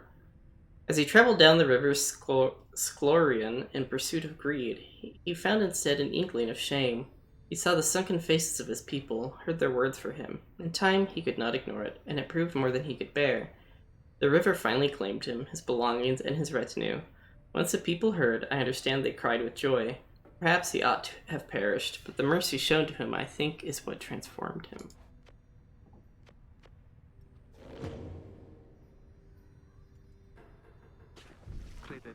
Reader, a moment of your time. You ask what is on her mind. Hedwyn, he's beginning to recover from his illness. However, its sudden onset serves as a reminder, I believe. I've known Hedwyn since he was a child. Even now, I hesitate to say that he has grown. Nevertheless, there are such things that even I would never say to him directly. For instance, I struggle with his confidence at times. Whether he leads us to our freedom or to our doom, I am ambivalent. Speak not a word of this to him, of course, in case that is unclear. I shall tell him in my own way if and when the time requires. In any case, when times remind me of his mortal weaknesses, I end up having to consider what should happen should we become separated permanently. Trails off after a while. What I mean to say is, you should know that I'm fully pledged now to this quest of yours, whether Hedwyn is the one to lead us to its end or not. I have my reasons. One of them is him. I think the same holds true for you. That is all I wish to say. Take care, reader. She nods and brushes past you toward the door.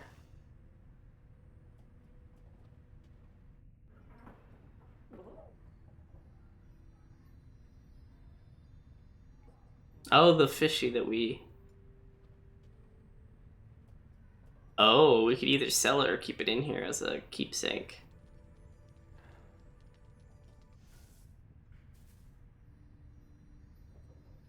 Nautical bell.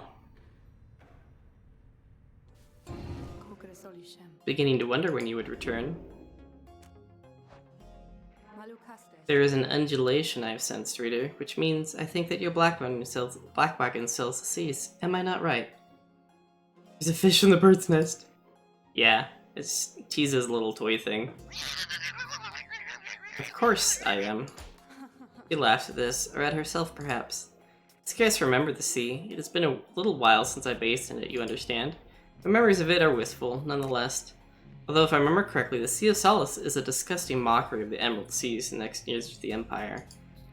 Do be careful out there, will you? Now, let me cease my prattling. Let's say, extend my sentence by another such eternity or two. We had best stick to business. No one is currently worthy of a trial. Okay. Farewell for now then, reader.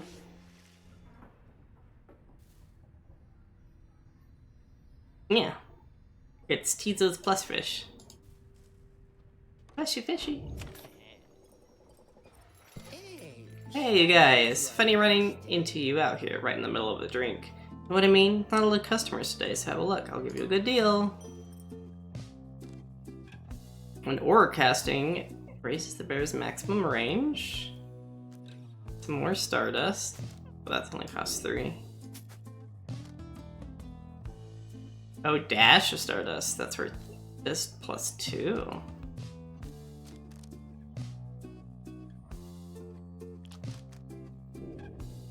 Here's fishy. Lunar glass. There we go. Makes people move faster.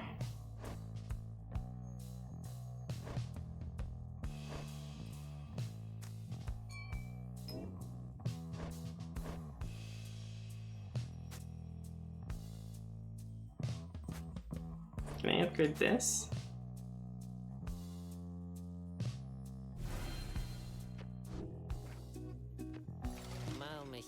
So, be seeing you guys. Okay, commence the rite! Having landed at the Hulk of Ores, you and your fellow exiles now anticipate the hour that the rites are to commence again. What do you think, Tizo? Do I look just like Master Hedwyn? Tizo is worried that Hedwyn is still feeling unwell. Wait, I think. What's that? A serpentine creature emerges from the water, followed by several others of its kind. You recognize as a worm of the Sea Dominion. A vast and war-torn undersea regime home to untold numbers of amphibious worms. Having conquered their waters, the worms clambered onto the Commonwealth's shores in search of new wars. What they all are doing here, you see plain by the ritual raiments. The nearest one somehow loosens its mask. Good sirs and good ladies. So it is you that heed the summons to glorious competition against this knight and his brigade. Well then, let us do battle now without delay. More than our freedom is at stake here, but our very honor, and this knight fully intends to reclaim his. Oh, and lest this knight forget, he is called Sir Gilman. He salutes you on behalf of the Pyre Hearts, until the contest.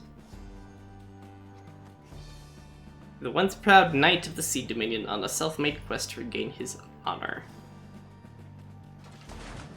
He splashes out of you, just as the stars above begin to shimmer with strange light.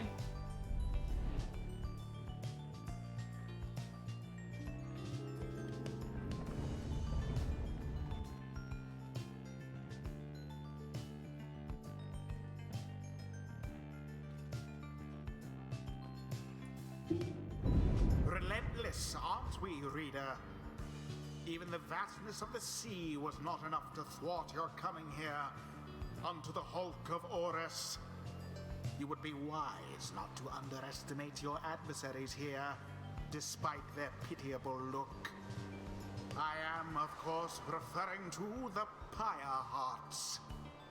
These rites are but another war to them, and that makes you their mortal enemy. I expect your battle to be glorious. Interesting layout.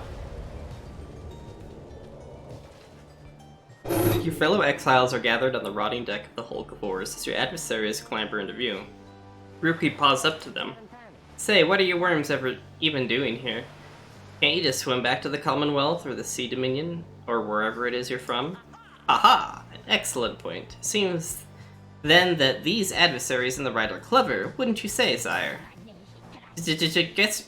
Just get rid of them already, Gilman. As your commanding officer, this knight hereby commands it. Hark! This knight wishes to introduce his noble commander. No worm knight in history has withstood as many frontline battles. Doff your helmet, sire, as is our custom. May our adversaries tremble at the sight of you. Sir Gilman attends to his commander's mask despite his protests. Wait, give this knight his mask. This knight hereby presents to you the great Sir Deluge. A noble visage, is it not? He is a petty worm knight of the Sea Dominion, who somehow survived countless battles. Sir Deluge trembles and squirms. So yes, you can swim, or no?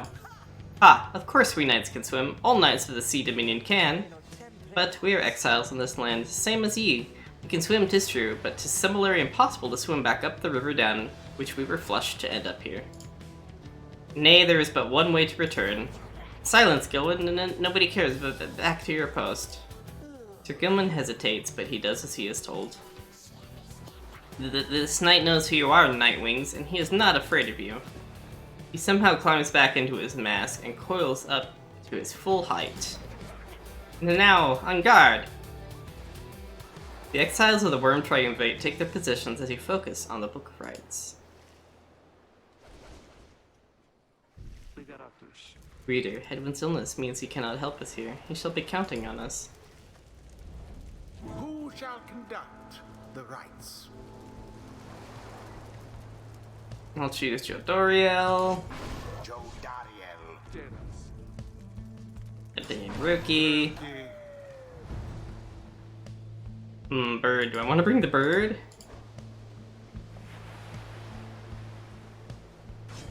Tizo. Now. Tizo doesn't seem intimidated in the slightest by Sir Gilman and Sir Deluge. Gilman, this is a status report. What is the enemy's position? You now stand ready to confront us, sire. A very brave triumvirate, they seem to this knight's eye. But brave air-sucking monsters, one and all, Pyre Hearts, be ready.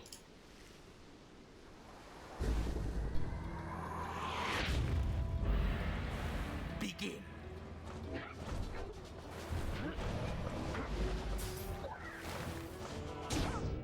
Oh, what? How did that not block it? Stop. Okay, they're fast little guys. A deftly thwarted drive.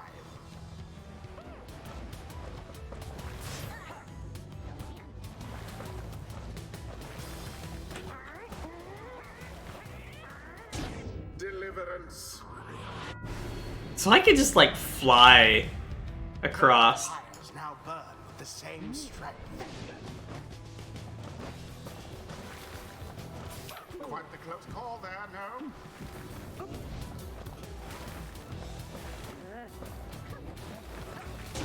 Rookie plunged into their pyre. Best not get overconfident, Nightwings. To each his own.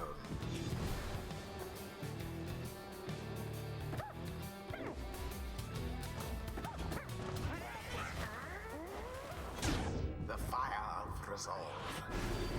These guys are hard. These guys are really fast. Gilman, your form is sloppy. Fight them as though your miserable life was on the line. The words to wound me sighed. This knight gives every right his very, very best. Though perhaps we have much to learn from such a brave triumvirate as the one whom we now face. Whose side are you on? Get out there and vanquish them at once. Your adversaries stand divided. Let us take advantage of the opening. There seems to be dissension in your adversary's ranks. 'Tis little wonder these fool worm knights are no longer fit to such wherewithal.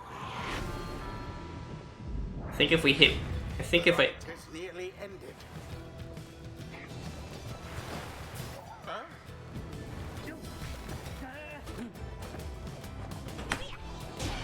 And it is done. Those guys were tricksy. The Nightwings prevail. Their hapless adversaries stood no chance.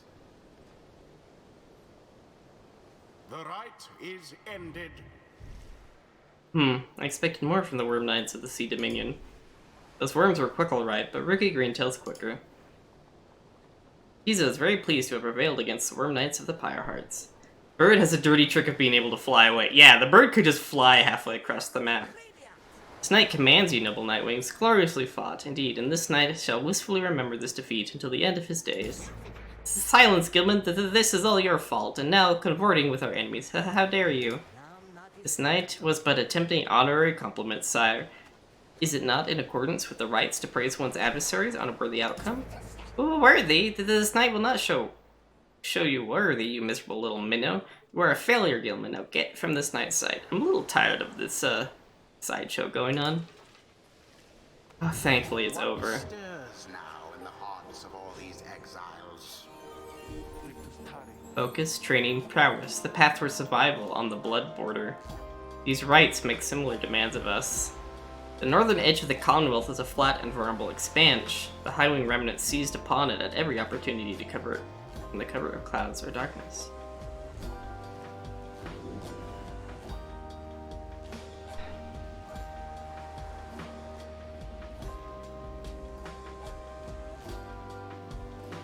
Oh, so she can salute and deal extra damage.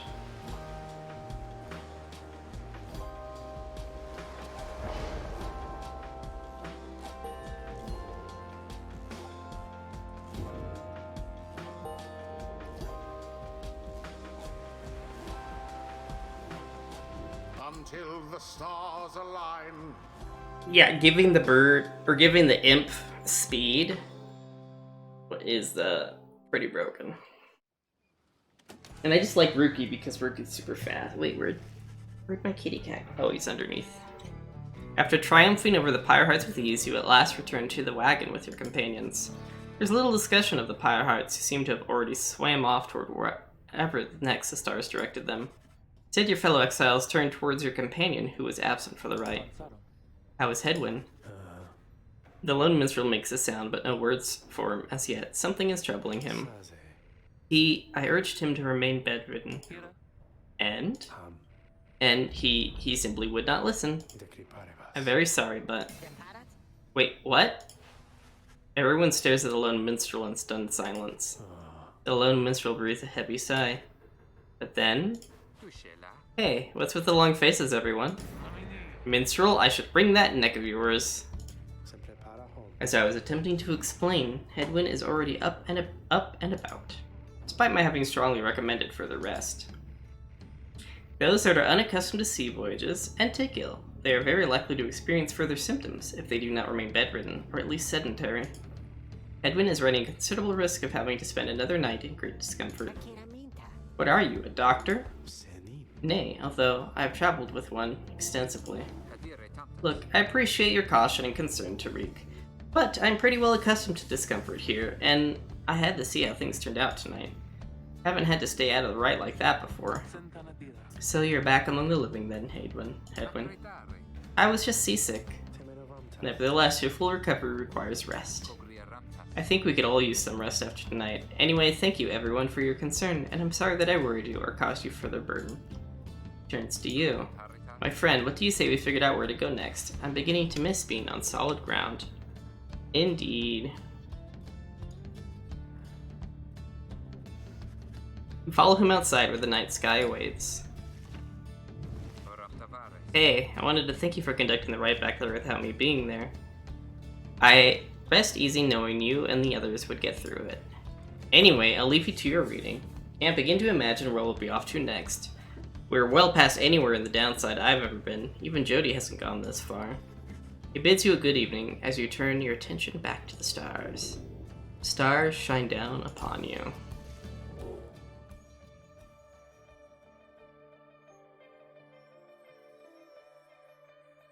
Further north?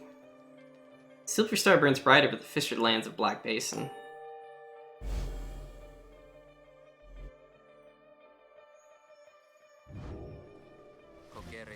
Still further north, then. Not simply north. This shall prove difficult. What's the problem? Our destination is beyond the deathless Tempest. A vessel such as ours has little hope of traversing it intact. A tempest raging in the Sea of Solace seemingly for all eternity. The storm that arose after the death of the sea titan Unfathomed Plurns never has entirely subsided. Can't we go around it? Given our confrontation with the Pyre Hearts, our chances back in Wormhole waters would be even worse. Come on, people. It'll just be another day in the downside. Go get yourself some sleep while we still can. Bet you'll feel better in the morning. Your optimism is infectious, isn't it? We all concur that rest is in order. For the sea journey has been taxing to everyone. Come daybreak, you shall have to find a way to sail past the deathless tempest.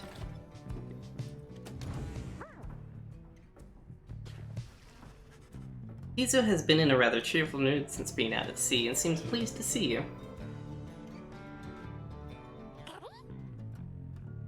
Tizo is grateful for having had the opportunity to catch a fish for old time's sake. Tizo is asking if you want to know why he loves fishing so much. You sense his inquiry is rhetorical in nature, so you anticipate his response. Boom. Tizo loves catching fish because he hates them and everything they stand for. He has devoted his life to the eradication of their kind ever since they killed his family. Seems to be on the verge of tears, though as far as you are aware, imps cannot cry. Then he leers at you, eyes wide, expecting a response. It seems he told you a joke. How do you respond to its humor? Yeah, let's laugh. You muster your best belly laugh following Tizo's joke. He stares at you sidelong for a moment. Tizo admits the real reason he loves catching fish is because Falcon Ron pays a lot of soul for them. Snickers back at you and bounces off. You gain +1 hope for the next ride. Sweet.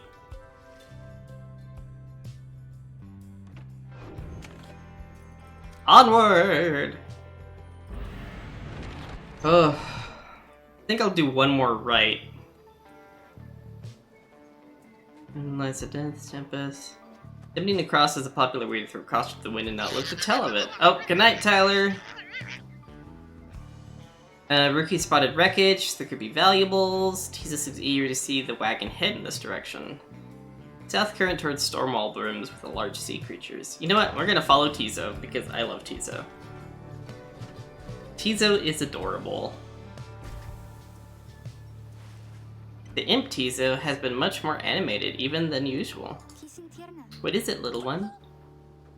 Tizo seems to think that something very delicious is in these waters. Keeps on screeching? I don't think I've ever seen him like this. Wait, what is he? Just then Tizo dives into the waters and vanishes into the depths. Oh, I hope he can swim. He can, but he appears crestfallen when he returns, his claws empty. Tizo is very disappointed that whatever he attempted to catch eluded him. Faye begins to sob uncontrollably. The two revel in each other's misery for a time. Oh, they both lost hope. No, Tizo.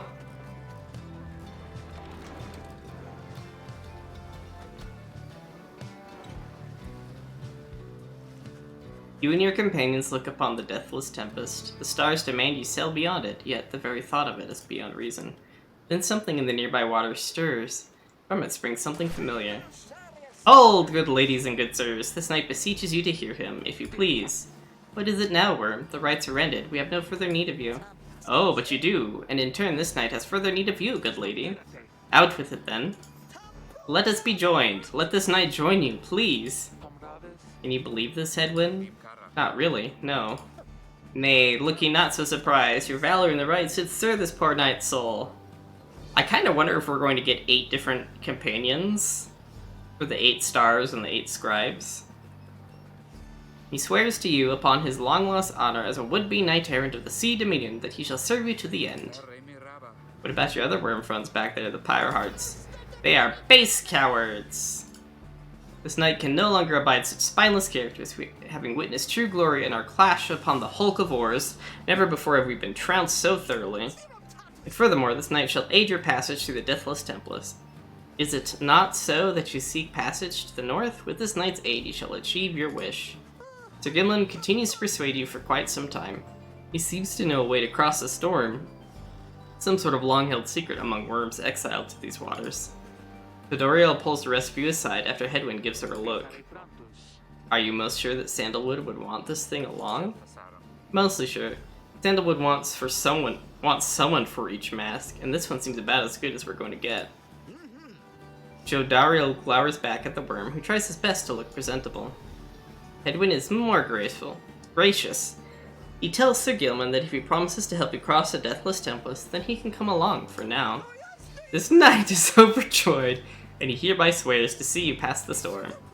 Though first, this knight requires your consent. Give unto this knight your blessings, in the name of the Nightwings, and thus shall he go forth.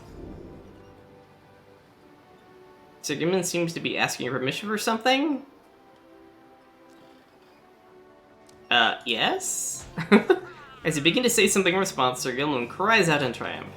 He vanishes into the depths, yet through this close encounter with him, you cling to some sense of where he is going and what he intends to do. Sir Gilman has determined to help you cross the deathless tempest. Help him see his mission through. Sir Gilman has an aura trail that extends behind him. Press right to snap to the end of the trail in an aura slash. Just like a minigame.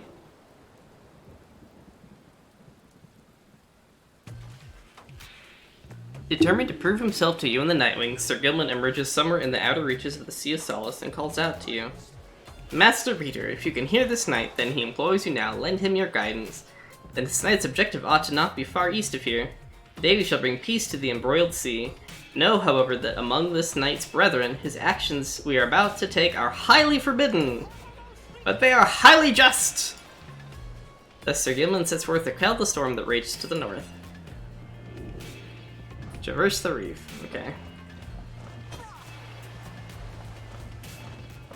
Interesting.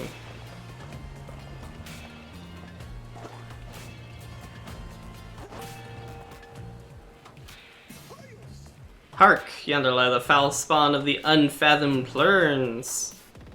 The sea titan, once slain by the scribe under King Ors, her brood lies dormant in the sea. Those of her monstrosity long spread across the world, boiling the seas with their wrath. Exiled worms within these waters long have harbored these abominations, using them to bar passage through the downside's channels for any save the knight's own kind. Be gone now from here, fiends. This night shall finish what the Under King Ors started. Banish the foul spawn.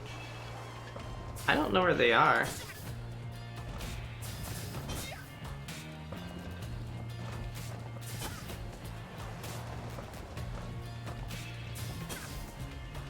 That's kind of a really interesting attack style, though.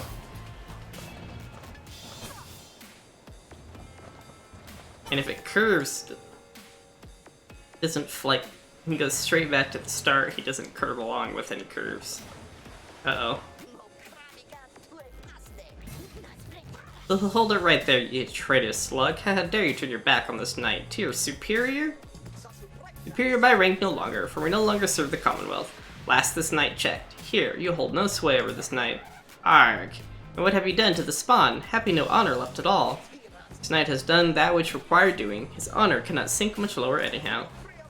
He figured that this would be an ideal time to free himself from servitude to you. But why you? You dare staunch the Tempest for those Nightwings? Good, Sir Deluge. This knight was born to dare. Now, come and fight this knight if you so dare as well. Ah, Pyre Hearts, banish him. This is an order.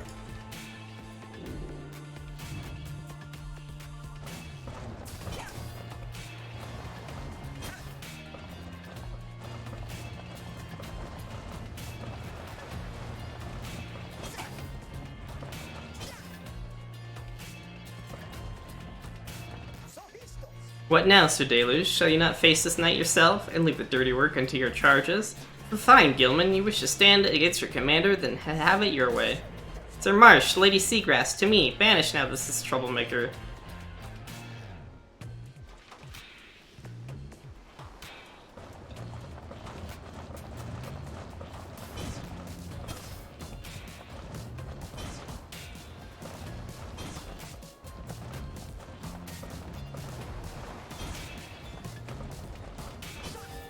Gotcha.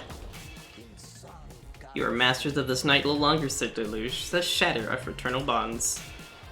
Oh gosh, did we just murder them? This knight would say it is an honor serving you, Sir Deluge, but that would be a bald-faced lie. And yet another stain upon his blackened reputation. Till we meet again. Oh wait, you lowly traitor. This knight would have your head. Gilman!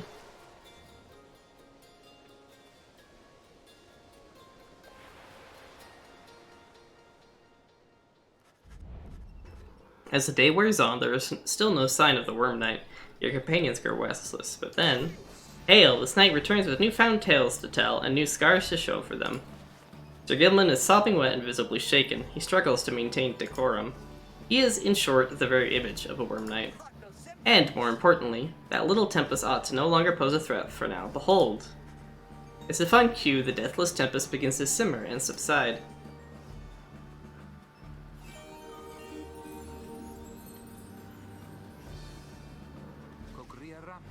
Would you look at that? He really did it. Of course this knight did it. Now, if it would be alright with you, this knight could really use some shut-eye. Worm Knight then collapses in exhaustion. Even Head would help him up. A deal's a deal, Sir Gilman. Welcome to the Nightwings. Huzzah! Sir Gilman joined the group, and he also revealed a path for you. Bid him welcome. To the Deathless Tempest.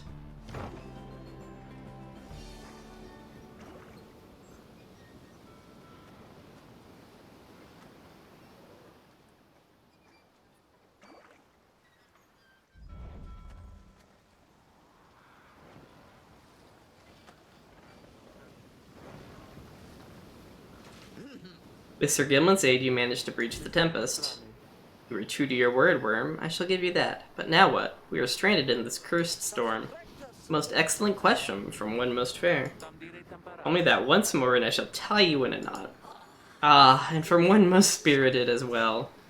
This knight was wise to side with you. Just, where do we turn from here? Answer the question, now. Sir Gilman does no such thing, although eventually he does make note of a specific current that should lead you to the lands beyond. If I may, I can corroborate Sir Gilman's account. We are close to making landfall. Then let me be the first to say, let's go. You're on the verge of sailing across the Sea of Solace. Say, Tariq? Aye, Rookie, what is it? That loot you're always carrying around. You know how to play that thing, don't you? Why, I suppose I do. Good, because I was thinking it's a little gloomy here and we could use a little tune to lighten up the mood. You know what I mean? Aye, then let me see what I can do.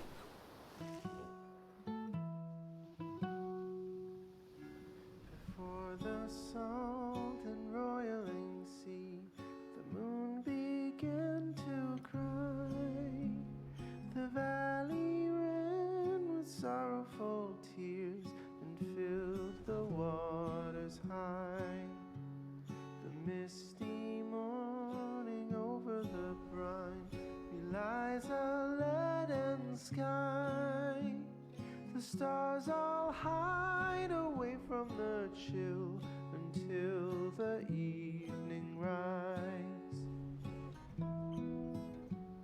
Oh, oh, oh, oh.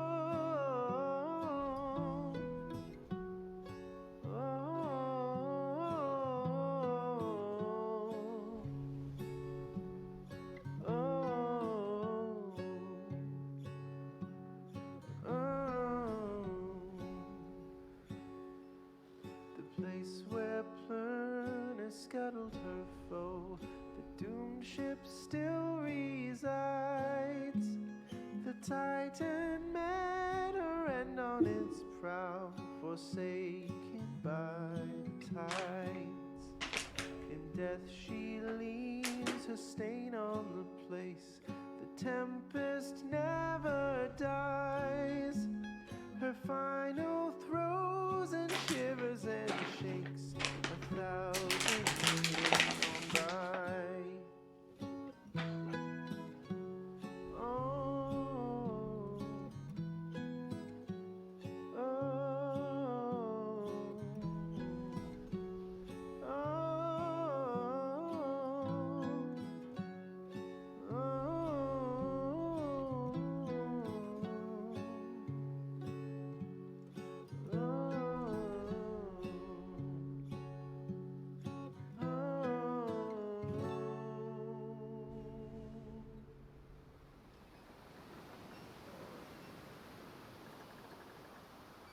That was a pretty song.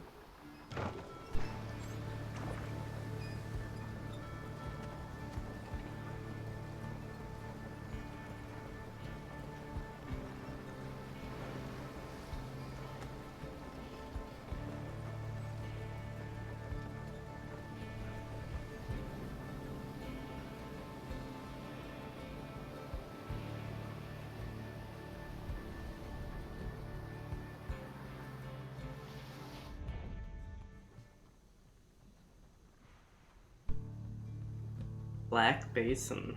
Is that lava or water? Oh. At last, your wagon rumbles onto solid, jagged ground. The land called Black Basin. Your fellow exiles unpack the wagon so you can take stock of how to best reach your destination. Black Basin. Black glass, searing vapor, and strangling forests mark the forsaken lands that loom across the sea. The 8 Scribes first described this, the northern landmass of the downside. Or the 8 Scribes first discovered this, the northern landmass of the downside.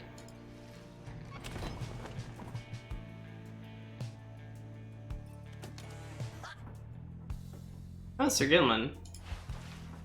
You approach Sir Gilman, who must have just finished practicing his fencing maneuvers. He regards you with his single eye. Hail, Master Reader! This knight is determined to train harder, having joined the famous Nightwings. He shall ensure that this triumvirate continues to live up to its most feared reputation. This is such an honor, and this knight has a great deal of honor to regain. Having fled the Pyre Hearts, this knight fully expects now to conduct the rites in a most honorable fashion, to the fullest letter of the law described within the books. Some triumvirates this knight has met, and, perchance, mentioned by name, they are inclined to bend the rules a bit, sometimes a lot, and to prevail by any means they can. But this is wrong. The exile who refuses to obey the rules, as they were written by the Under King Ors and his 7 friends, deserves neither his honor nor his freedom. Under King Ors, 7th of the 8 Scribes of the Book of Rites, known as the Persevering or the Sea Sojourner. The legendary leader of the Worm's undersea crusade sought to reach the edge of the abyss. Thusly does this knight have confidence the Master Reader shall resist any temptations to conduct the rites in any underhanded fashion. Now then, this knight must undergo a thorough cleansing, having trained into the point of foulness. So please excuse him, Master Reader. Slithers off, humming some sort of chivalrous tune. Oh, he gives us a little shield thingy. Okay. Oh, we still have the fish. Okay. Even though we sold it. My lovely reader comes to me again. To what do I owe the pleasure? So, then, we are back on solid land, or something like that, Then this must be Black Basin. Flames and noxious fumes off on one side, suffocating forest on the other. Lovely, lovely place. So good of you to take me here. You truly would pursue those blasted stars into the farthest corners of this land, it seems. Though I had better cease my blasphemy, or else the scribes themselves might just descend from up on high and strike me with another much-deserved penalty. The thrills of such transgressions, reader, sometimes it keeps me going. Not that I have any real choice. Now, we had best get back to our normal business, as it were. Bye! I shall be here if you need me.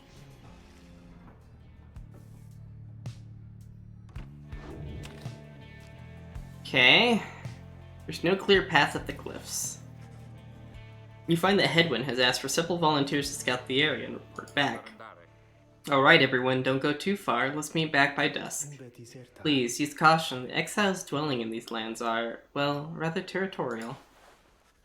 For your part, you remain with the Black Wagon to keep watch. You see occasional dark shapes soaring across the sky, but none of them draw near enough for you to see in any detail. Eventually, your companions make their way back, and everyone arrives as planned, or earlier. Hi everyone, I'm back. I have come back. Day returns from the east with little to report, save for word that the glowing molten rock there is very, very hot. Night yet lives, though he has little else to report.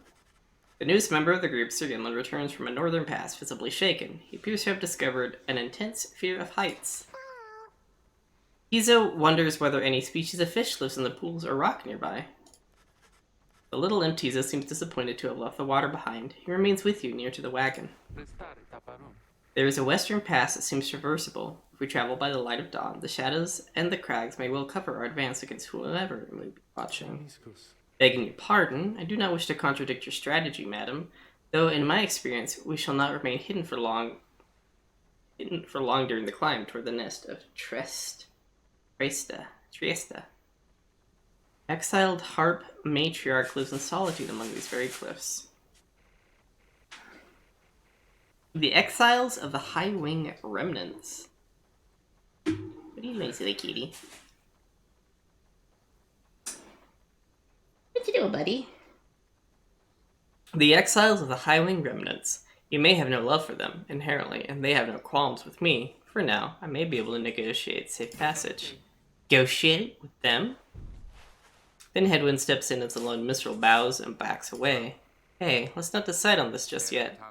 I'm not going anywhere right now. That much we can agree on. We'll decide how to best go ahead come morning. For now, let's take the rest of the afternoon and get our bearings. Dorio glares at the sky as everyone else disperses. Oh, vacation time! It's too global.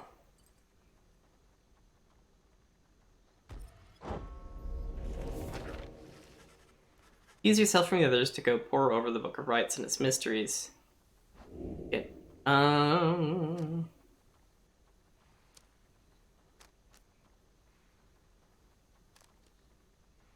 Size of auras, you can make them faster. Get some hope. Concentrate on the substance of the word and teachings, you understand them. I've gained spirit. Everyone gets +1 hope. Some recover faster from banishment. Onwards. Crosby. What's going on, sweet kitty cat? Come on. Hi. Okay. The lone minstrel believes he can negotiate safe passage via the harps. With the harps via this path. Dariel wishes to avoid the harps by staying on the low ground. You know what? I'm more inclined to listen to the minstrel. He hasn't led us astray thus far. Those look like candies. Show yourselves, you frightened little birds. All day long, winged shadows cross the sun. You are being watched. Jodariel is very unhappy with it, though the lone minstrel now attempts to calm her. Perhaps I can communicate with them. Please believe me, madam, when I say that your enmity towards the harps had best be held in check here. Harps, a winged race, also known as the High Wing Remnants, at war with the Commonwealth. They are as coarse as their feathers. They hold themselves superior.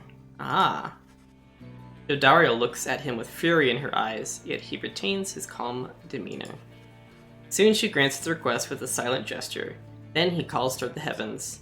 Good sisters, we are humble travelers such as you, and beg your leave. We journey by the sea and seek safe passage through your lands. We shall not disturb your hunting or your nests. Request is met with nothing but silence. Search in vain for any indication of acknowledgement. Then, without notice, one of them appears. He swoops the minstrel up and out of sight before Jodariel can respond. Damnation, wait here, I shall go find him. For a long, terrible moment, you are alone with your panic. Soon, however, the lone minstrel returns amid the sound of flapping wings. He dusts his cloak and calls out toward them.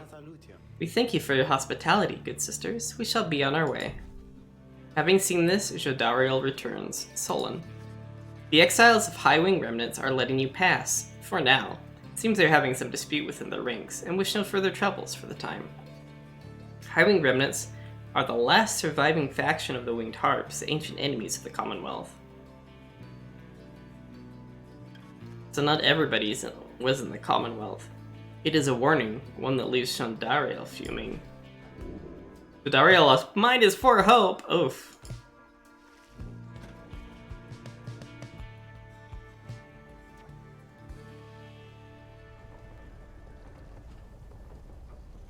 She may have to sit out.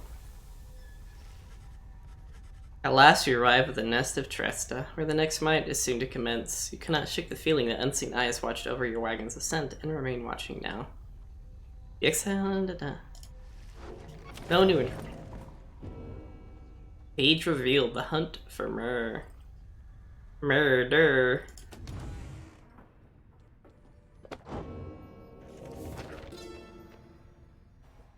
My emperor lay there, bleeding and alone, stranded in a bitter land beyond the river. Bleeding consciousness, he understood the folly of his quest, and the folly of his rule over his country. Thus did he await the last embrace.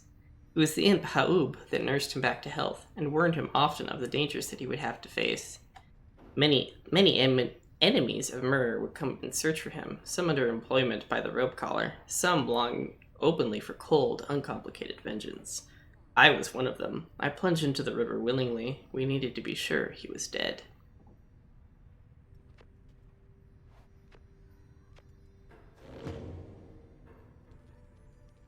She's currently... Sandra's cursing this. He called for me. Okay. Come visit me again sometime.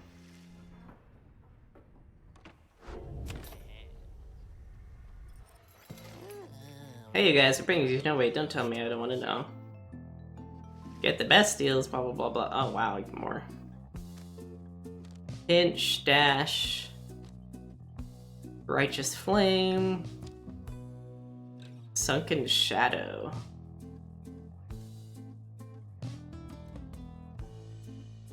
Buy a bit of stardust.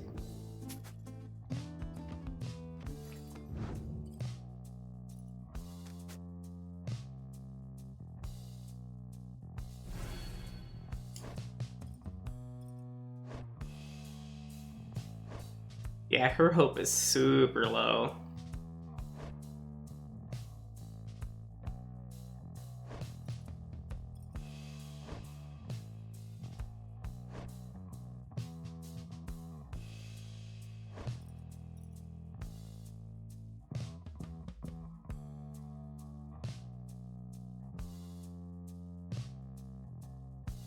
I'm not sure if I really like his stats. I mean, they're fast. Actually, he has more present than Ruki, but Ruki has way more hope. He's a lot faster than Ruki.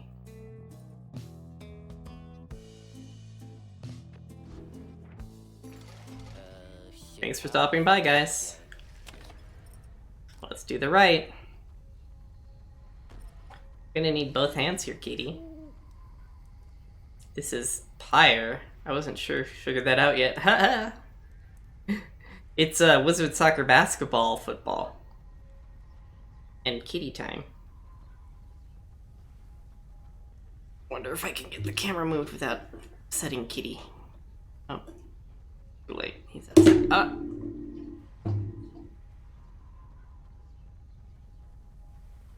I can't get it to stick.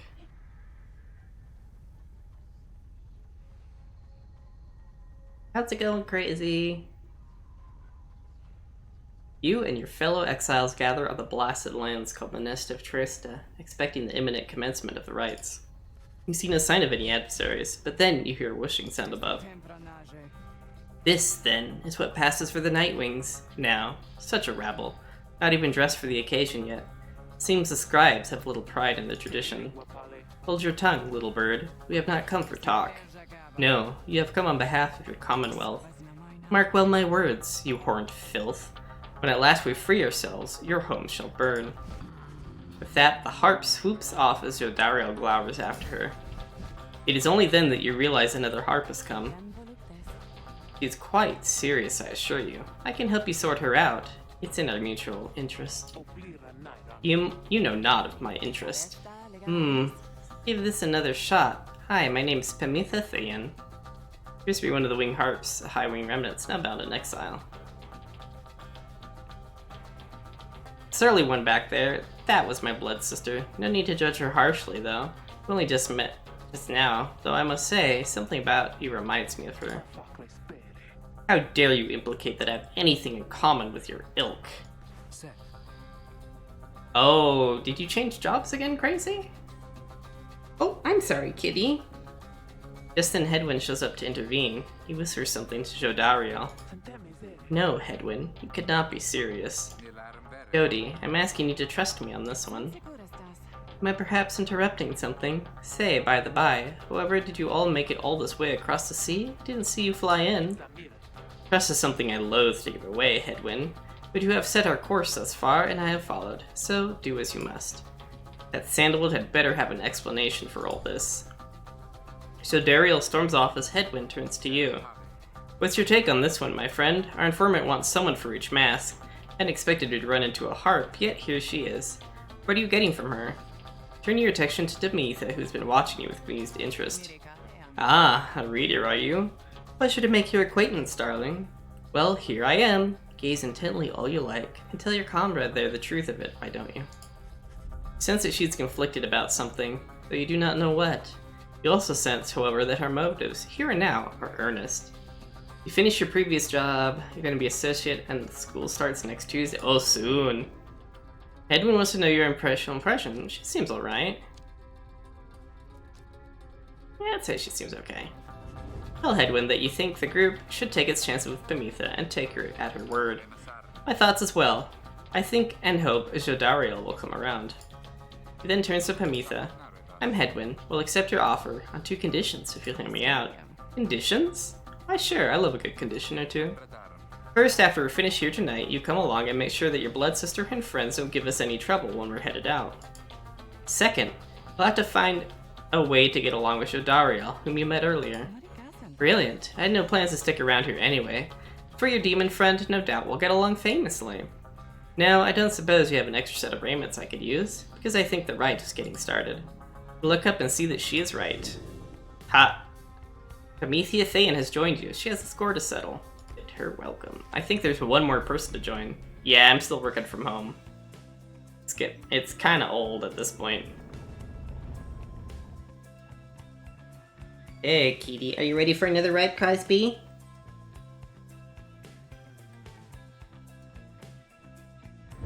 Reader, I thought for sure the stars would have eluded you by now. Yet here you are, somehow, upon the nest of Triesta.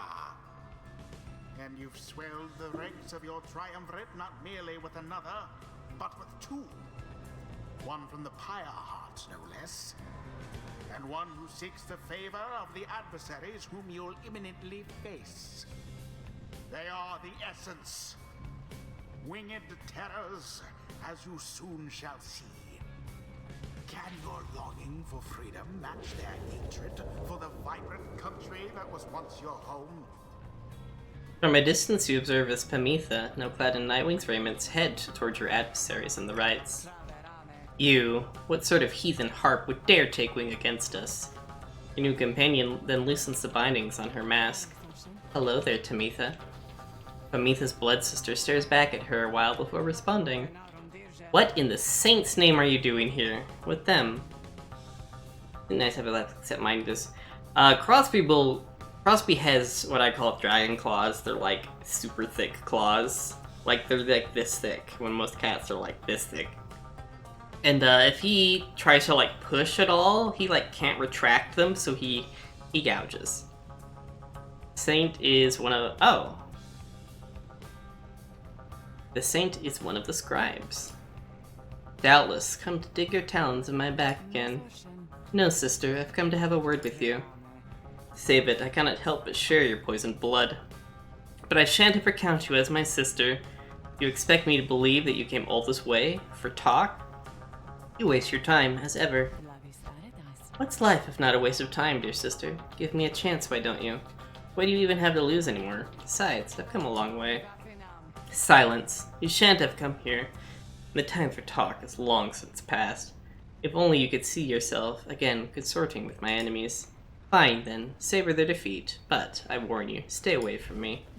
Ametha says nothing more as her blood sister turns away again. Ametha gets your attention. Listen to me, reader darling. The rest of you are ill-equipped to navigate this place. Let me conduct the rite on your behalf. My wings will bring you victory. Dear lady, your words ring true. This knight is flattered that you have not eaten him, as is the tendency among your kind. This knight hereby volunteers his post in the triumvirate for thee. The Gremlin refuses to participate in the rites this night so that Ametha can face her sister. You observe the treacherous terrain. Ametha should be better suited to the rites here than the rest of you. Now let us get started. Yeah, I probably want to take her.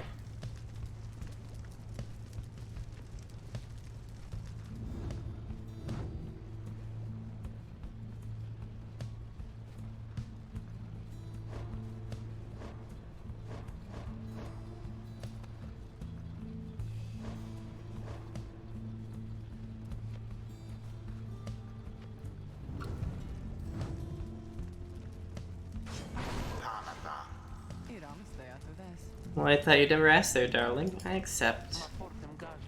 If the little bird is going to conduct rites for us, then I shall not.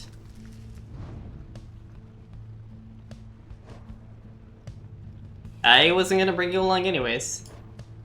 Let's also bring Tizu. Imp.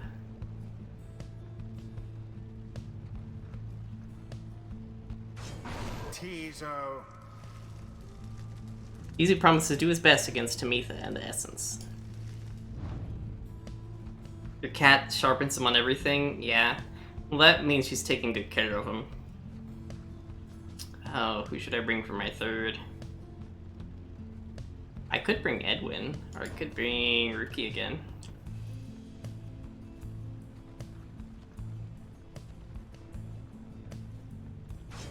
Rookie. Huh? Oh, yeah, you got it, chum. It is done. Come then, sister. Perhaps when we are finished here, you'll spare a moment of your time. Shan't be tricked by you again, Ametha. How poetic that we meet here in the downside. You can think of nowhere else where I would rather see you rot for what you did to our people and to me.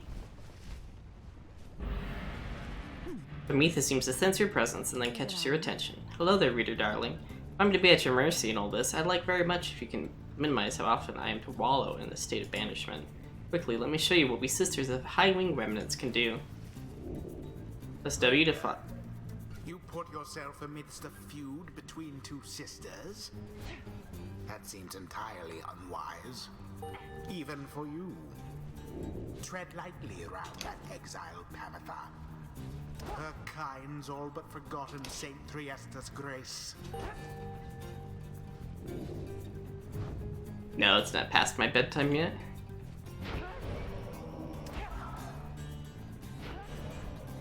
She's immune to banishment while tackling. Oh, okay. See, darling, we harps. We're not so bad. Now I suppose we'd better get to work, hmm? Don't go underestimating Tamitha over there. I trust you'll do the best you can. The sky, sister. Talon formation. Here we go.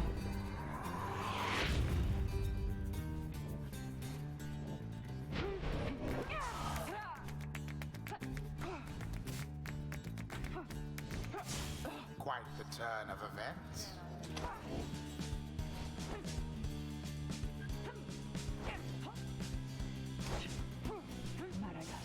Ah, shoot.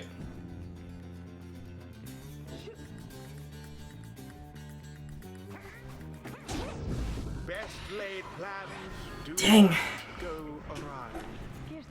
Tiza, was it? Tell me something. You know how to fly? Tiza's rather proud of his ability to flutter, as a matter of fact. And listen up, my blood sister there should swoop right past you if you're careless, but we harps simply cannot go much altitude down here. So she goes for any infrared tricks, just jump for it. Catch her in the act. She always hated when I used to do that to her. I tried to do that and it didn't work. Press W to block flying adversaries. Yeah, I tried to do that and it didn't work.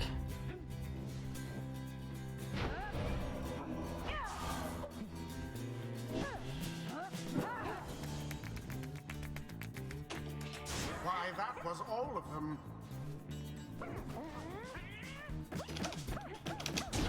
Absolution!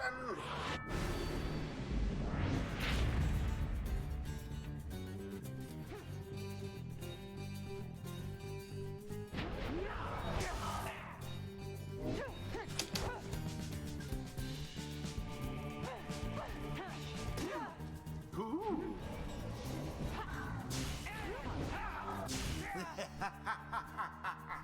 Oh shoot, all I have is Rookie.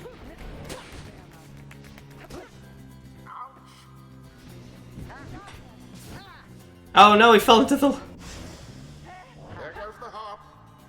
A shameful outcome. I can't tell what's going on half the time in this game.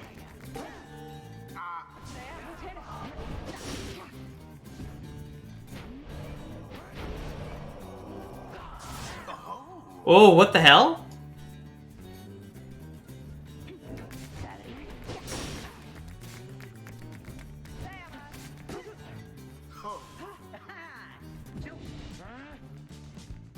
Woo! A blow against the adversary's pyre. These guys are going to be a Your pain. pyre burns brighter for the while.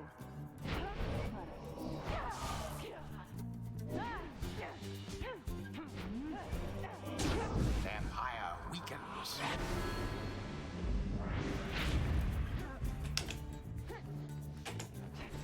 A banishment.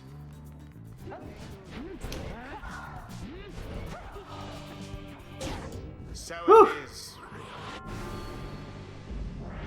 No, I started wearing these a while back.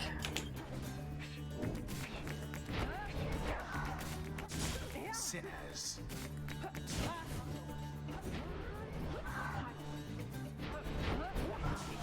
Ah, shoot.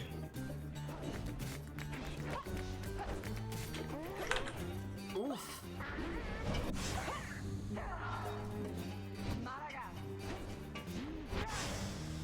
Habitat be gone.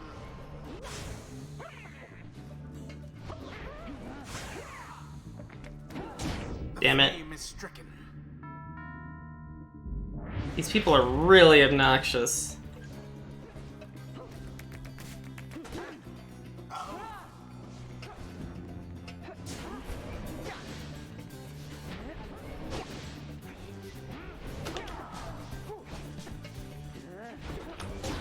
Righteous fire.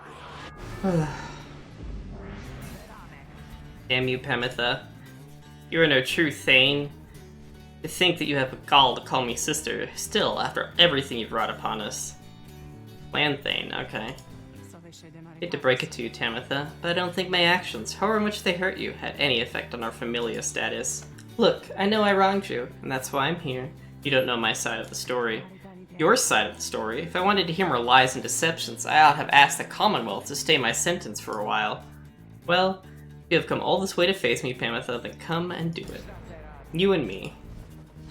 You think that you see Pamitha shake her head. Everyone, stay back. Oh. One-on-one? Okay. What is it those two think they're doing? The rights are not the place to settle petty scores, and it is done.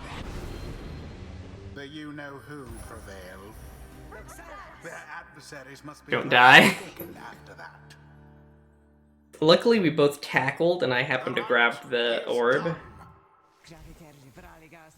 You Commonwealth filth. Only through that traitor's help could you have beaten us.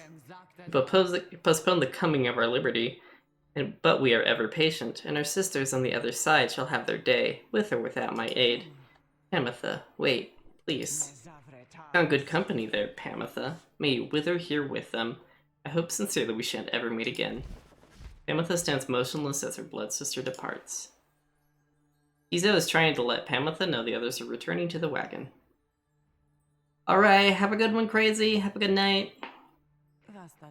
Sure, I don't see why not. Oh, she can understand the imp. Scribes bless us with their ways.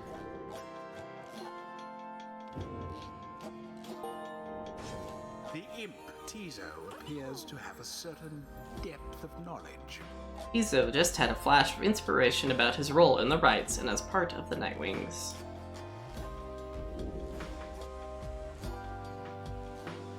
Larger Banish. Turns faster after imploding. I think I might get that one.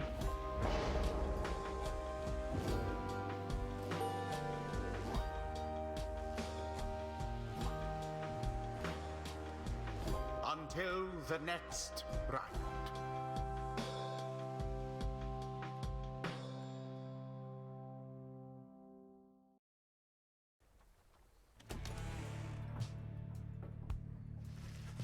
After besting the Essence in a pitched battle, you and the others returned to your wagon to consider your next move and how to best integrate Hemitha into the group.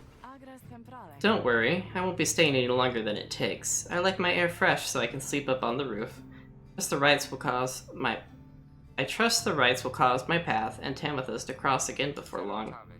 You're welcome with us for now, Pamitha. Trust is what got us here. Isn't that right, Rookie? The Rookie does not seem to hear the question. He's been rather quiet since first encountering your new guest. Pamitha shoots him one of her smiles. He stammers something about having to check the wagon wheels again. Oh, I think he fancies her. He runs off. During this discussion, the minstrel pulls you aside. Reader, ask a moment of your time outside. There's somewhere I may ask we go, here in the Black Basin, reader. By your leave, of course, provided that the stars allow it. Would you look upon them for us, please? You look toward the heavens.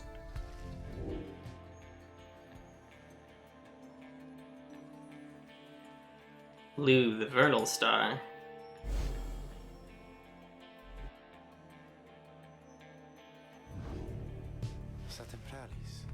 The glade of Lu, directly due west, then it is just as my client indicated.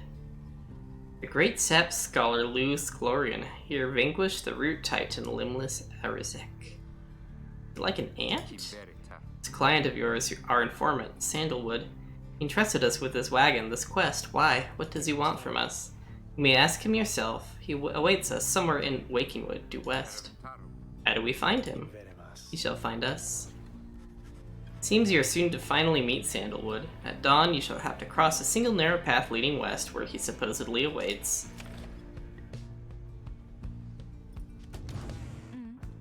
Let's talk to Pamitha. Pamitha's moonshine. Kept close at hand on the off chance of a good occasion or a very bad one.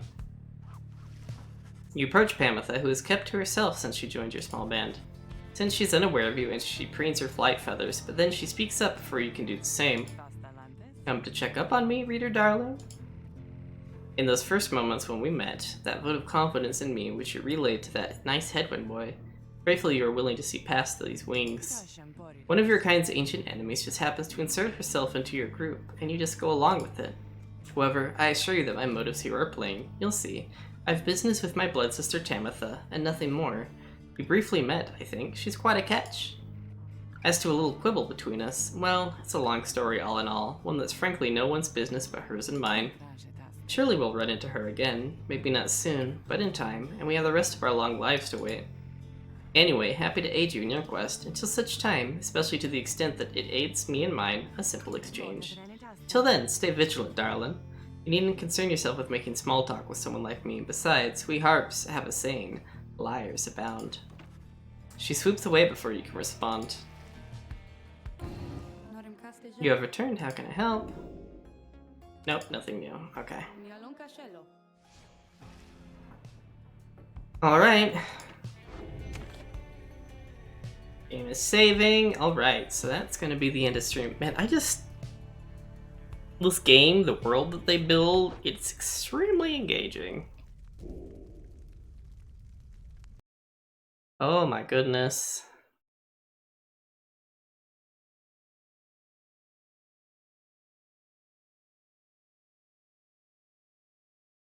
Wonder how... Oh, there's still a ton of achievements in the game.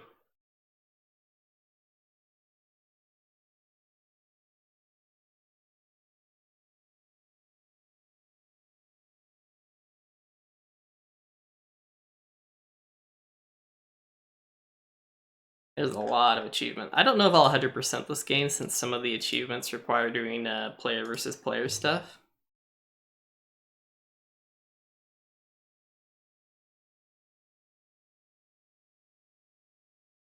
Ooh, so I'm thinking there's basically 8 races in the game and each has a scribe.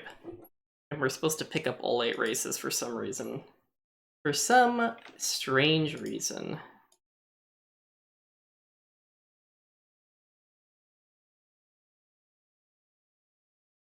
Alright, let's find someone to raid. Is there anyone I absolutely want to watch?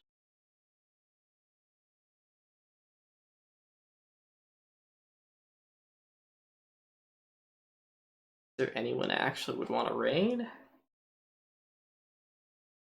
Ooh, it's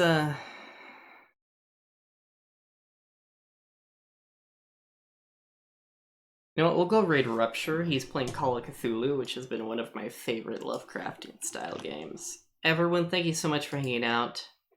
Thank you for lurking. You guys all have a good day, evening. I hope if you're having a rough day, it's getting better. And I hope if you have a good day, you have another one tomorrow. And let's move Crotch Cam since Crosby left. It always leaves in the middle of like really stressful moments, so I never remember to put the camera back. So you guys get Crotch Cam. Good thing I wear pants, right? Okay, let's go raid Rupture before I say anything else that's gonna get me in way too much trouble. Here's the raid message. Once again, everyone, thank you for looking, for hanging out. I will be back Thursday night. I think we'll play more Pyre. I think we're getting close to the end of the game. I want to say we're getting close. Oh no, we're only 4 hours in. Maybe we're not so close. Something I looked up said it was about 8 to 10 hours, so there's still a lot more talking to do. Alright. I think that's everyone. Everyone, have a good one. Remember, you matter, and you're wanted. Let's go do this raid. Bye.